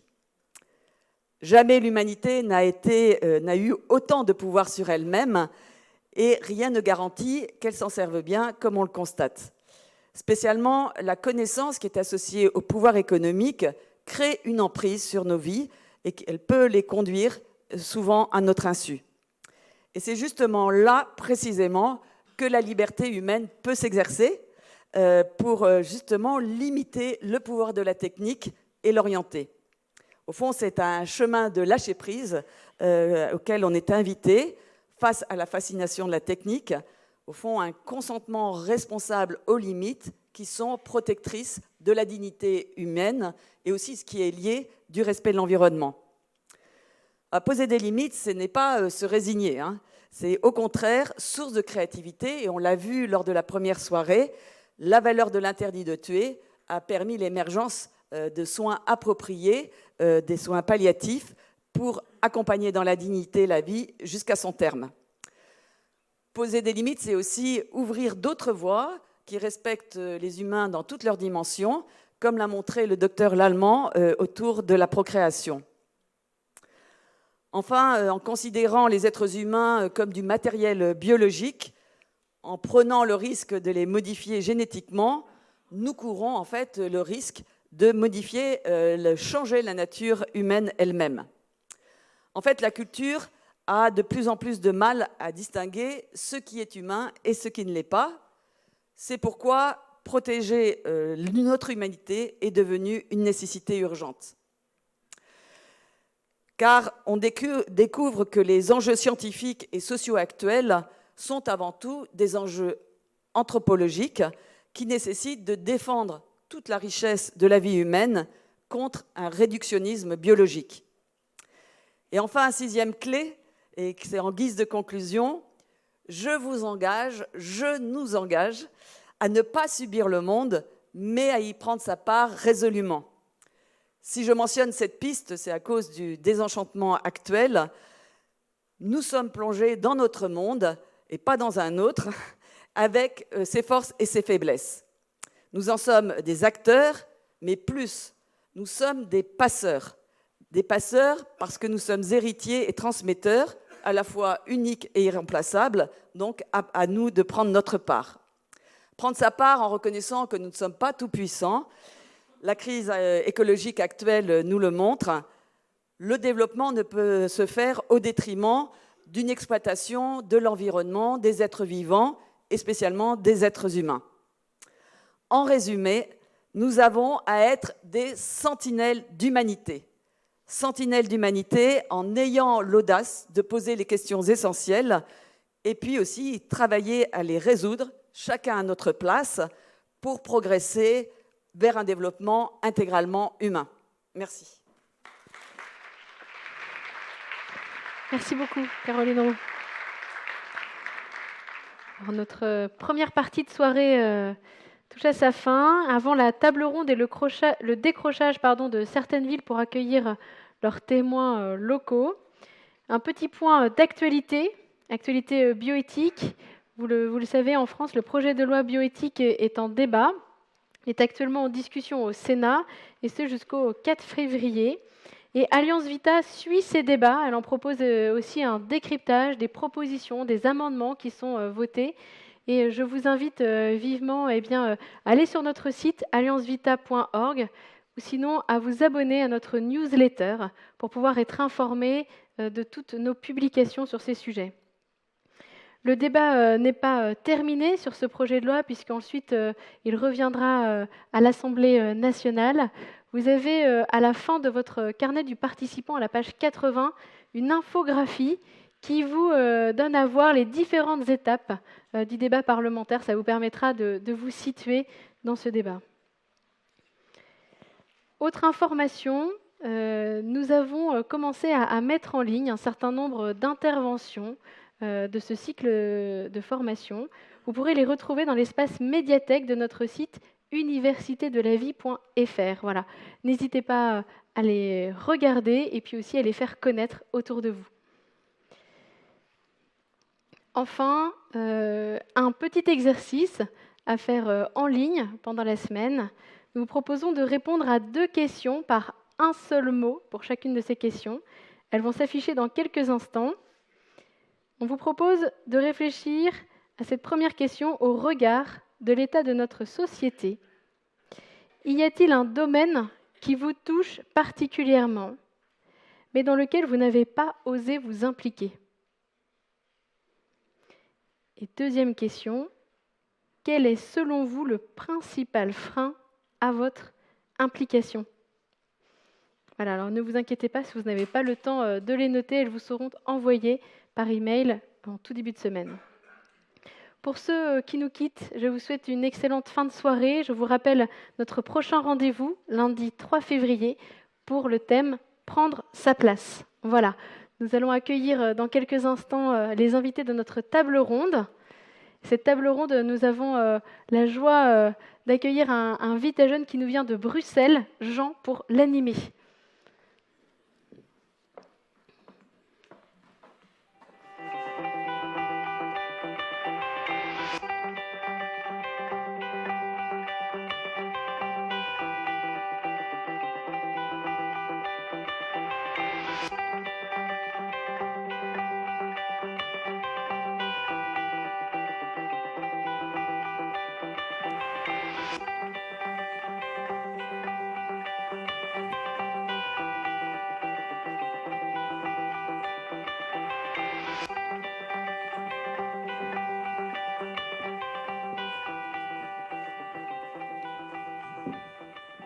Voilà, prenez place. Alors tout d'abord, merci pour la richesse de vos interventions. Je vais d'abord vous poser quelques questions sur la dynamique des réseaux qui a été introduite par Valérie Boulanger. Jean-Noël Dumont, nous avons entendu dans votre présentation que vous êtes fondateur du Collège supérieur à Lyon et aussi que beaucoup de jeunes que vous avez formés, notamment comme professeurs de philosophie, sont aujourd'hui très engagés dans la cité. Pourriez-vous nous en dire un peu plus? Observez-vous une dynamique des réseaux? Oui, et c'est de ce point de vue, j'ai été très sensible à la présentation qu'a faite Madame Boulanger, parce que moi, je suis résolument optimiste. Par méthode, d'abord, mais aussi en voyant ce qui se déroule. C'est-à-dire que, oui, on dénonce, et c'est vrai, l'individualisme, le chacun pour soi, etc. Mais au fond, on voit que la vie se défend. Et que partout, des gens recousent le tissu social, qui, par ailleurs, se défait. La grande nouveauté, c'est sans doute que nous nous sentons beaucoup plus responsables, chacun, de ce tissu et de la nécessité d'y prendre part. Car il n'y est plus guère possible de compter sur une autorité surplombante et organisatrice. Et donc c'est à chacun de retrousser ses manches et de fait, même si on peut pleurer des détresses, des violences tout à fait réelles, mais moi je suis plutôt intéressé par le tissu qui est en train patiemment de se reconstituer. Nous faisons l'inverse de Pénélope, nous recousons tous les jours le tissu qui a été défait.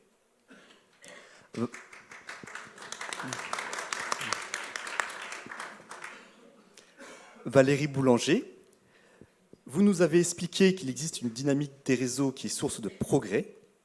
Comment construire ensemble pour faire face à la souffrance, même en ayant parfois des points de vue divergents? Eh bien, je crois que la meilleure chose, c'est de ne pas en parler, de ces points de vue divergents, mais de prendre comme porte d'entrée de nos relations la problématique qui nous relie, celle sur laquelle on va pouvoir s'allier, celle qui concerne, celle qui est à résoudre pour la personne incarnée, réelle, qui est en cause. Et je dois dire que depuis toutes ces années que je fais ce travail, je n'ai jamais été attaquée ni remise en cause dans cette démarche-là. Au contraire. Et ça, je suis allée régulièrement avec beaucoup de prudence, de méfiance, à reculons, dans des invitations, dans des groupes de travail, de réseaux de périnatalité, par exemple, où il n'y avait pas vraiment d'amis proches, on va dire. Et j'ai été extraordinairement d'abord étonnée, puis émerveillée, de voir que ce qui les intéressait, les sujets en général, c'était comment rejoindre les femmes en précarité pour qu'elles puissent avoir un suivi de grossesse, un bon suivi de grossesse, pour leur santé et celle de leur enfant. Et dans ce sujet-là, eh ben, on était de plein pied et nous étions des partenaires tout à fait intéressants de par les relations et le moment de la relation où la relation s'instaure avec les personnes qui s'adressent à nous. Et ça m'a beaucoup appris et beaucoup rassuré et invité à nous engager vraiment dans cette dynamique-là, sans peur. Tant mieux. Je me permets d'ajouter un mot. Un grand médecin lyonnais qui s'appelait le docteur Stagnara disait que le malade était un sacrement. C'est-à-dire que quand vous posez la question « qu'est-ce qui fait que les gens peuvent s'unir dans leurs efforts ?», c'est simplement l'urgence de celui qui est là. Et c'est vrai qu'on ne donne pas notre nom, on ne met pas forcément Alliance Vita en avant, on est là tout simplement avec cette situation qui nous préoccupe et pour laquelle on a besoin d'aide. Laure Lallemand, dans votre pratique, vous appuyez-vous sur des réseaux pour améliorer la prise en charge des couples, même si vous ne partagez pas exactement les mêmes points de vue avec ces réseaux? Et qu'est-ce que cela vous apporte comme source de progrès? Alors, j'ai essayé de le dire, là, cette pluridisciplinarité, mais c'est vrai que, voilà, par exemple, nos chirurgiens envoient régulièrement en fécondation in vitro leurs patientes. Même parfois, je fais attention, je préviens les couples en disant attention, hein, on revient après, enfin voilà, parce qu'il peut y avoir des situations difficiles. Après, c'est toujours de toute façon la liberté du couple, hein, ça, je tiens à le préciser. Mais en tout cas, la qualité du chirurgien est très, très intéressante pour notre pratique à nous aussi. Et par exemple, les chirurgiens avec lesquels on travaille, là, il y a 70% de grossesse naturelle qui arrivent après chirurgie d'une endométriose stade 4. Voilà, c'est des notions qu'il faut savoir et qu'il faut savoir prendre là où elles sont et en faire bon usage et pour nos couples. Voilà. Et on travaille en réseau, aussi en réseau. Nous, notre réseau est en France et aussi à l'étranger. Hein, ça, c'est quelque chose que la technique permet, justement, aujourd'hui. Hein, c'est de travailler avec des personnes qui sont des ressources, mais parfois loin, et on va les chercher. Maintenant, je vais vous poser quelques questions sur la mainmise de la technique sur le corps et la procréation. Blanche Streb, vous avez évoqué rapidement la question de l'autoconservation des ovocytes débattue actuellement. Ce nouveau droit est-il un progrès? C'est pas vraiment un progrès, en tout cas pas pour les femmes, je crois. Cette question de l'autoconservation des ovocytes, elle est assez complexe, mais elle est intéressante parce qu'elle est assez représentative au fond des différentes... de ce que j'expliquais un peu de la technique qui nous entraîne dans sa propre logique. En tant que pharmacien, moi, c'est un sujet qui me préoccupe parce que cette technique, elle vient imposer finalement à des femmes jeunes, en bonne santé, qui ne sont pas forcément infertiles, qui ne le seront pas forcément, bien d'avoir d'abord des stimulations ovariennes, qui sont des traitements lourds, d'avoir une ponction ensuite, voilà, pour prélever ces ovocytes dans l'ovaire. C'est un acte chirurgical sous anesthésie, donc c'est des gestes qui sont lourds, qui ne sont pas dénués de risques, pour peut-être un jour en avoir besoin, parce qu'elles n'auront peut-être pas forcément besoin en plus de ces ovocytes congelés si après elles font des enfants naturellement avec leur conjoint. Et c'est en plus une technique qui vient nous laisser un peu croire que ce serait une assurance maternité, quoi, qu'il faudrait mettre en banque, comme on épargne un peu son argent. Mais c'est un mensonge d'abord en termes de résultats, parce que je le disais, c'est quand même 3 sur 4 qui resteront sans enfants à la fin, parce que la conservation ne fonctionne pas toujours, même si ça fonctionne quand même plutôt bien, mais il faudra de toute façon avoir une fécondation in vitro, puisque les ovocytes seront in vitro, donc il faudra une fécondation in vitro. Donc on sait que les résultats ne sont pas exceptionnels et qu'en plus, quand l'âge avance, en fait, on a mis au congélateur les ovocytes, mais tout le reste du corps de la femme, il continue à vivre avec son temps. Donc les résultats en FIV sont de moins en moins bons aussi, plus on attend. Voilà, donc au bout du compte, c'est beaucoup d'illusions. Et puis c'est une manière aussi on parlait d'autonomie, on voudrait nous faire croire que c'est un progrès, en tout cas pour l'autonomie procréative des femmes, mais on se demande vraiment où est l'autonomie quand on voit tout ce qu'il faut mettre comme chaîne d'intervention, d'intervenants, de biologistes, l'industrie pharma, les hormones, les banques de gamètes, etc. C'est tout sauf une autonomie, c'est vraiment s'enchaîner volontairement finalement à la technique. Et puis je crois que c'est aussi un problème de vouloir croire qu'on va d'abord arrêter notre horloge biologique, c'est pas vrai, mais aussi de lutter contre le temps, mais de lutter pas seulement à cause du vieillissement, mais de lutter contre les étapes de nos vies finalement. Toutes nos vies sont constituées de grands moments, quoi. Il y a l'enfance, la petite enfance, l'enfance, l'adolescence, la puberté, puis il y a la période de fécondité aussi, qui est aussi le bon moment pour avoir des enfants. On est plus en forme, je veux dire, moi je vois bien maintenant, à mon âge c'est moins facile que quand j'avais 10 ans de moins avec des petits, c'est normal, on a moins d'énergie, il y a un bon âge aussi, je crois, pour... donc se dire qu'on va lutter contre le temps, alors que finalement le temps c'est pas notre ennemi, mais qu'il faut se donner les moyens de vivre pleinement, c'est facile à dire, peut-être on ne rencontre pas toujours facilement quand on veut son conjoint, etc. Mais en tout cas, si on est dans l'irréel, dans se dire plus tard, je verrai plus tard, on ne se donne pas la chance de vivre vraiment pleinement l'instant qu'on a à vivre, à savoir celui de sa fécondité, pour construire sa vie avec cette donnée-là, qui est que le temps n'est pas que notre ennemi, quoi. Alors, si tout le monde a quelque chose à dire, c'est parfait. Au moment où vous avez parlé de la conservation des ovocytes lors de votre exposé, j'ai été sensible au fait que vous discutiez la notion de projet de vie. Je crois que c'est bienvenu de discuter cette notion, surtout dans le cadre d'une formation qui porte sur la question du sens. Il y a une confusion dans les esprits entre le projet et le sens. Et cette confusion, elle tient précisément au seul modèle technique. Parce qu'un projet, c'est quelque chose qui permet, qui enclenche une planification et, comme vous le dites, une mesure du temps. Mais il y a une grande différence entre le projet et le sens. C'est que le projet, et Madame Lallemand l'a bien dit, il est au bout d'une ligne horizontale comme un objectif dont on peut mesurer la distance qui nous sépare. Et d'ailleurs, un projet est une chose sur laquelle on peut tricher.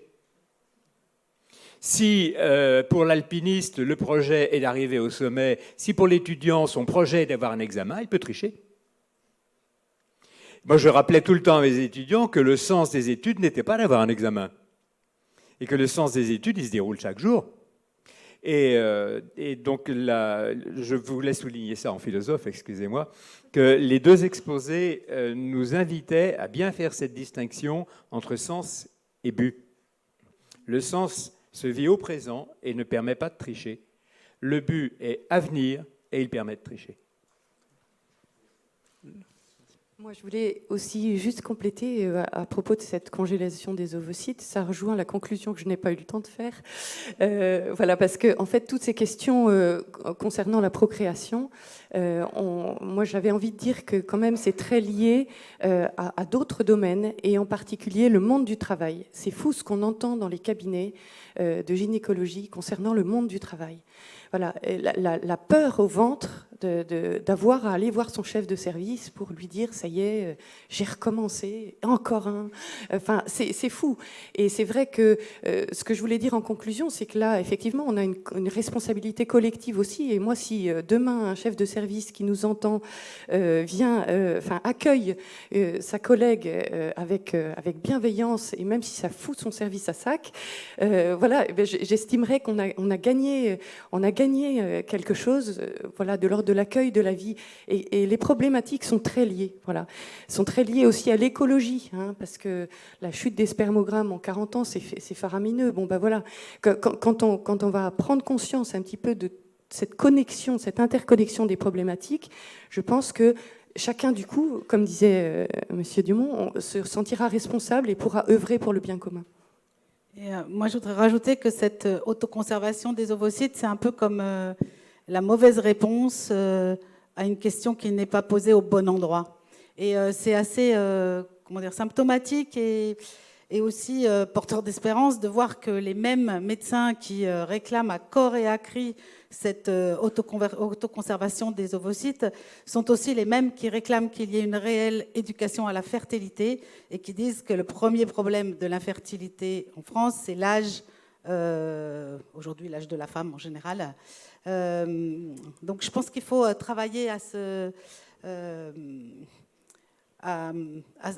trouver des réponses au bon endroit et à rendre peut-être moins nécessaires ou moins intéressantes ces propositions plus chimériques, on va dire.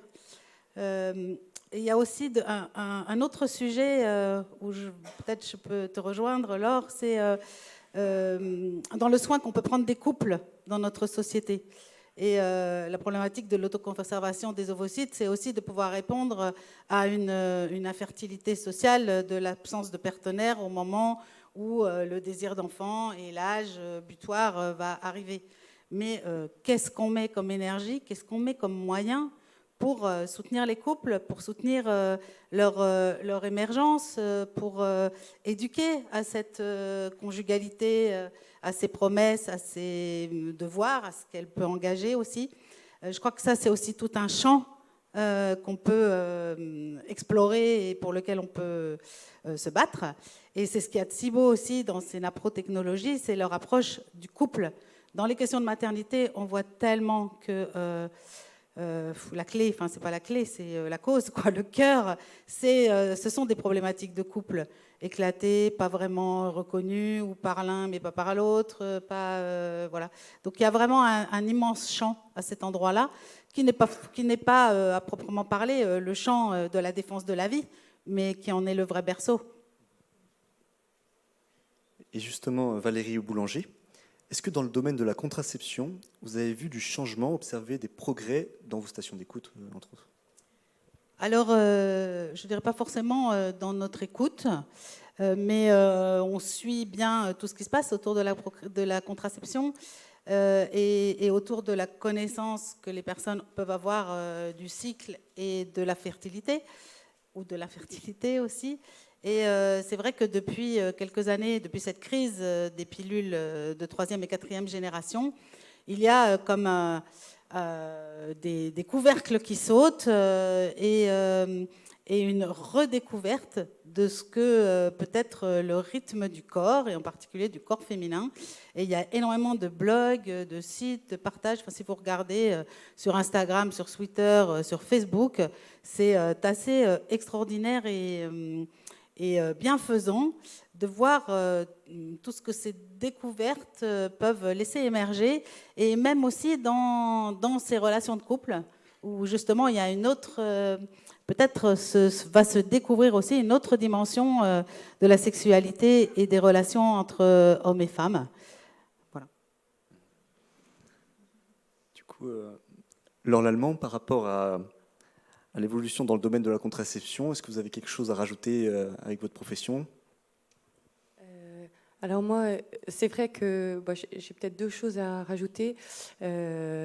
D'abord, pour moi, une joie immense, c'est quand un couple, je pense à un en particulier là, qui venait d'un milieu justement pas du tout préparé à l'auto-observation, et voilà, pour l'infertilité, ils se sont mis à cette méthode.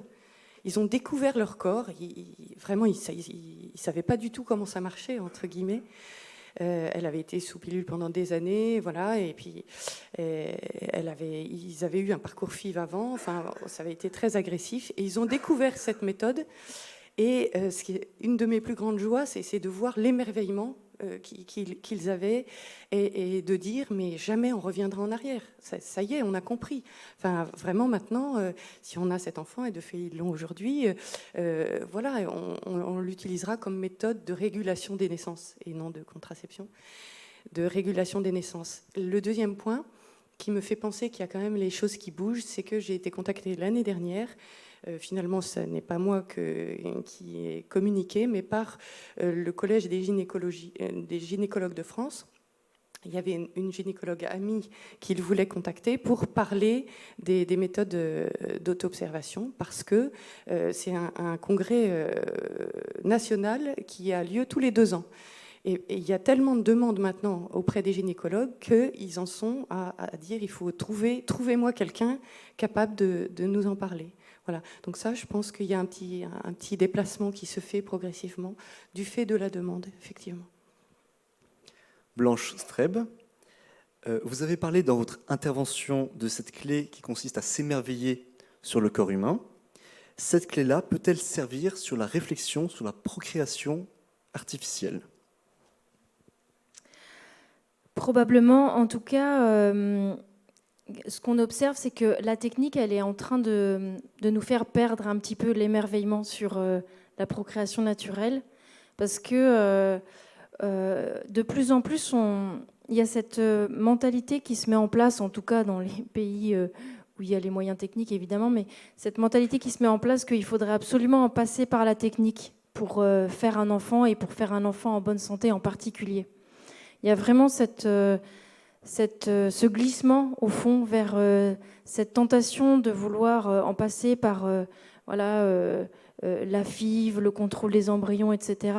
Et c'est ce que j'expliquais un peu sur le fait que la technique nous emmène dans sa propre logique.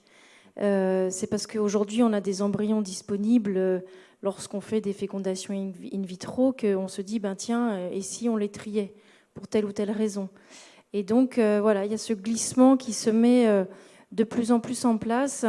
Et ça va, on le voit de plus en plus loin. Il y a cette question, nous, dans le projet de loi, d'ouvrir encore plus la sélection embryonnaire. Il y a des pays où c'est encore plus, on va dire, avancé, c'est pas le bon mot, mais encore plus grave, peut-être. Par exemple aux États-Unis ou à Chypre, où on peut utiliser ces techniques de sélection embryonnaire pour choisir les embryons en fonction de leur sexe, ou aussi pour aller de plus en plus analyser le code génétique, jusqu'à aller aujourd'hui à éliminer des embryons qui ne sont même pas porteurs d'une pathologie, mais qui sont porteurs d'un gène dont on sait que peut-être il prédisposera à une pathologie. Parfois même à des événements qui ne mettent pas du tout en péril la vie, qui sont des critères parfois esthétiques comme le strabisme. En Angleterre, c'est un critère pour éliminer les embryons. Du coup, effectivement, je crois que...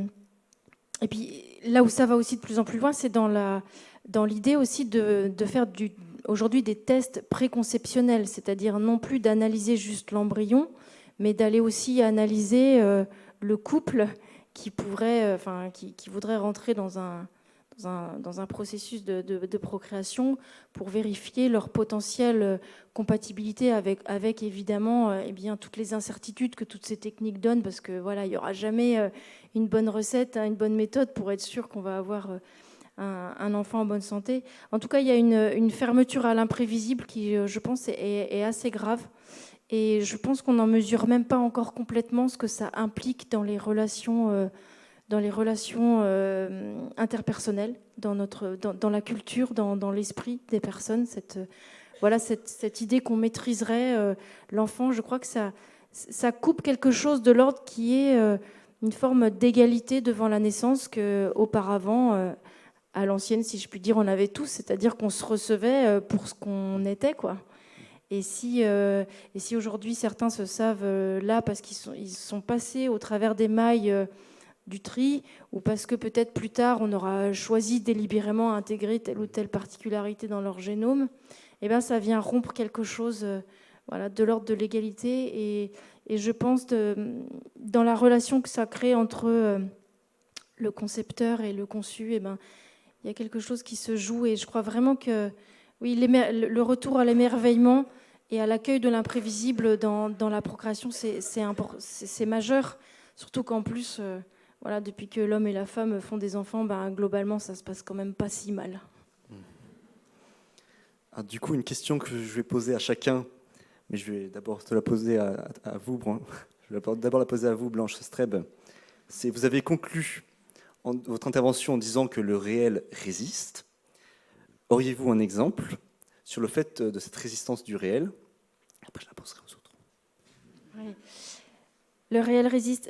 Comme exemple, il y a par exemple tous ces enfants qui sont aujourd'hui devenus adultes et qui sont nés de dons anonymes, de sperme anonyme en fait, puisque ça a été ouvert depuis de très nombreuses années pour les couples hommes-femmes lorsque l'homme est infertile. Et voilà. Et en fait, on a pensé à leur place, à ces enfants, que ça n'avait pas d'importance de ne pas savoir, de ne pas connaître ses origines, de ne pas savoir qui était son géniteur, comme on l'appelle.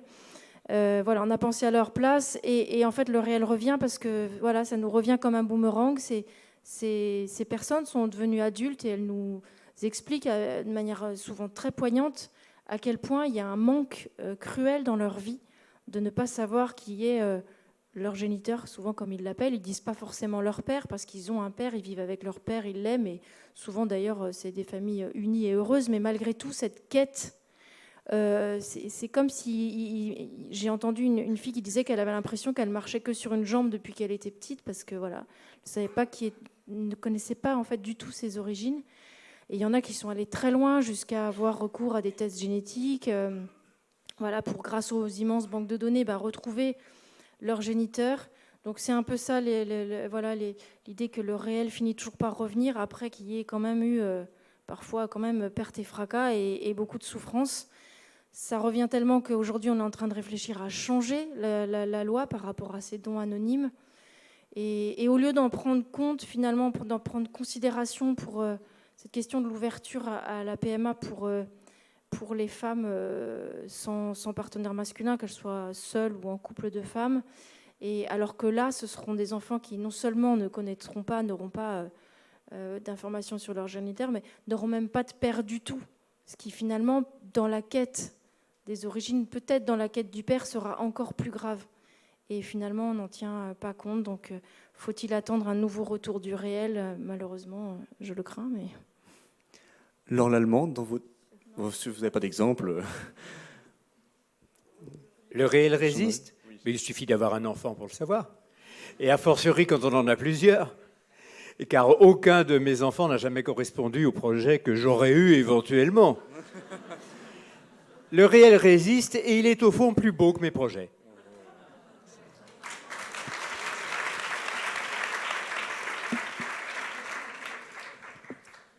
Le réel résiste.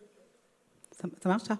Le réel résiste, on le voit dans le domaine de la contraception et des effets indésirables, on va dire, sur le corps des femmes et sur les relations entre les hommes et les femmes.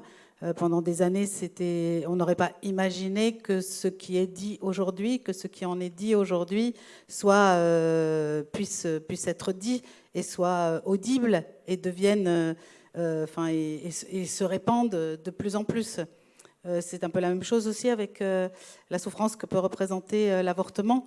Pendant des années, il y avait une espèce d'omerta, un tabou pour dire que cet acte n'était pas anodin et qu'il pouvait faire souffrir durablement, profondément, remettre en cause l'identité, la vie affective, la capacité de devenir parent plus tard, de rentrer, de construire une vie de famille.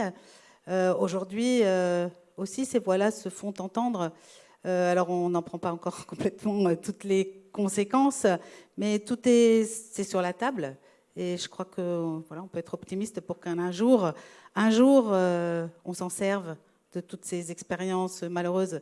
C'est vrai que si on compte tous les millions de femmes qui ont utilisé une contraception hormonale, si on compte aussi les millions de femmes en France qui ont vécu un avortement, c'est beaucoup de gens qui sont concernés. Donc c'est beaucoup de paroles possibles qui peuvent émerger, soit qui sont encore enfouies, mais d'autres qui peuvent émerger et qui émergent. Je crois qu'il faut leur faire confiance pour transmettre des choses aux générations qui viennent. Et pour finir, Jean-Noël Dumont, vous nous avez dit qu'il ne faut pas refuser les techniques qui augmentent la maîtrise du vivant, mais qu'il faut agrandir notre cœur. Voulez-vous nous en dire un peu plus pour finir ? Vous m'embarrassez. Je reprendrai la métaphore que j'avais prise. Non, je vais en prendre une autre. Platon nous dit qu'il faut poser la question morale du côté de la puissance, et il le dit à travers une légende qui est celle du berger Gygès qui a la capacité de devenir invisible. La question, c'est qu'est-ce que tu ferais si tu étais invisible? Ben, c'est pas beau. Et au fond, la technique, la puissance technique fait de nous des hommes invisibles. C'est-à-dire qu'elle nous donne la possibilité de l'impunité. Et c'est cette possibilité de l'impunité qui nous met devant des questions de plus en plus cruciales et qui oblige donc à agrandir notre cœur et, comme je le disais, à acquérir la puissance tout en gardant le point de vue du plus faible. Mon fils, pour lequel j'ai une grande admiration, a eu comme rédaction en classe de 7e « Que ferais-tu si tu étais l'homme invisible ?» Il a fait cette réponse magnifique dont je suis très fier. « Si j'étais l'homme invisible, je ferais des croche-pattes aux aveugles. » Il a été collé. Alors que la réponse est magnifique, puisque par définition, l'aveugle est celui pour lequel nous sommes l'homme invisible. Et que l'aveugle, c'est celui qui me laisse licence de lui faire un croche-patte. Et c'est toute la métaphore de la morale. Merci bien. Merci beaucoup à tous. Merci aussi Jean. Je rappelle que vous êtes venu de Bruxelles pour animer cette table ronde. Merci à chacun de nos invités également. Je vous donne rendez-vous la semaine prochaine, lundi 3 février, sur le thème Prendre sa place. Bonne fin de soirée et à bientôt. Au revoir.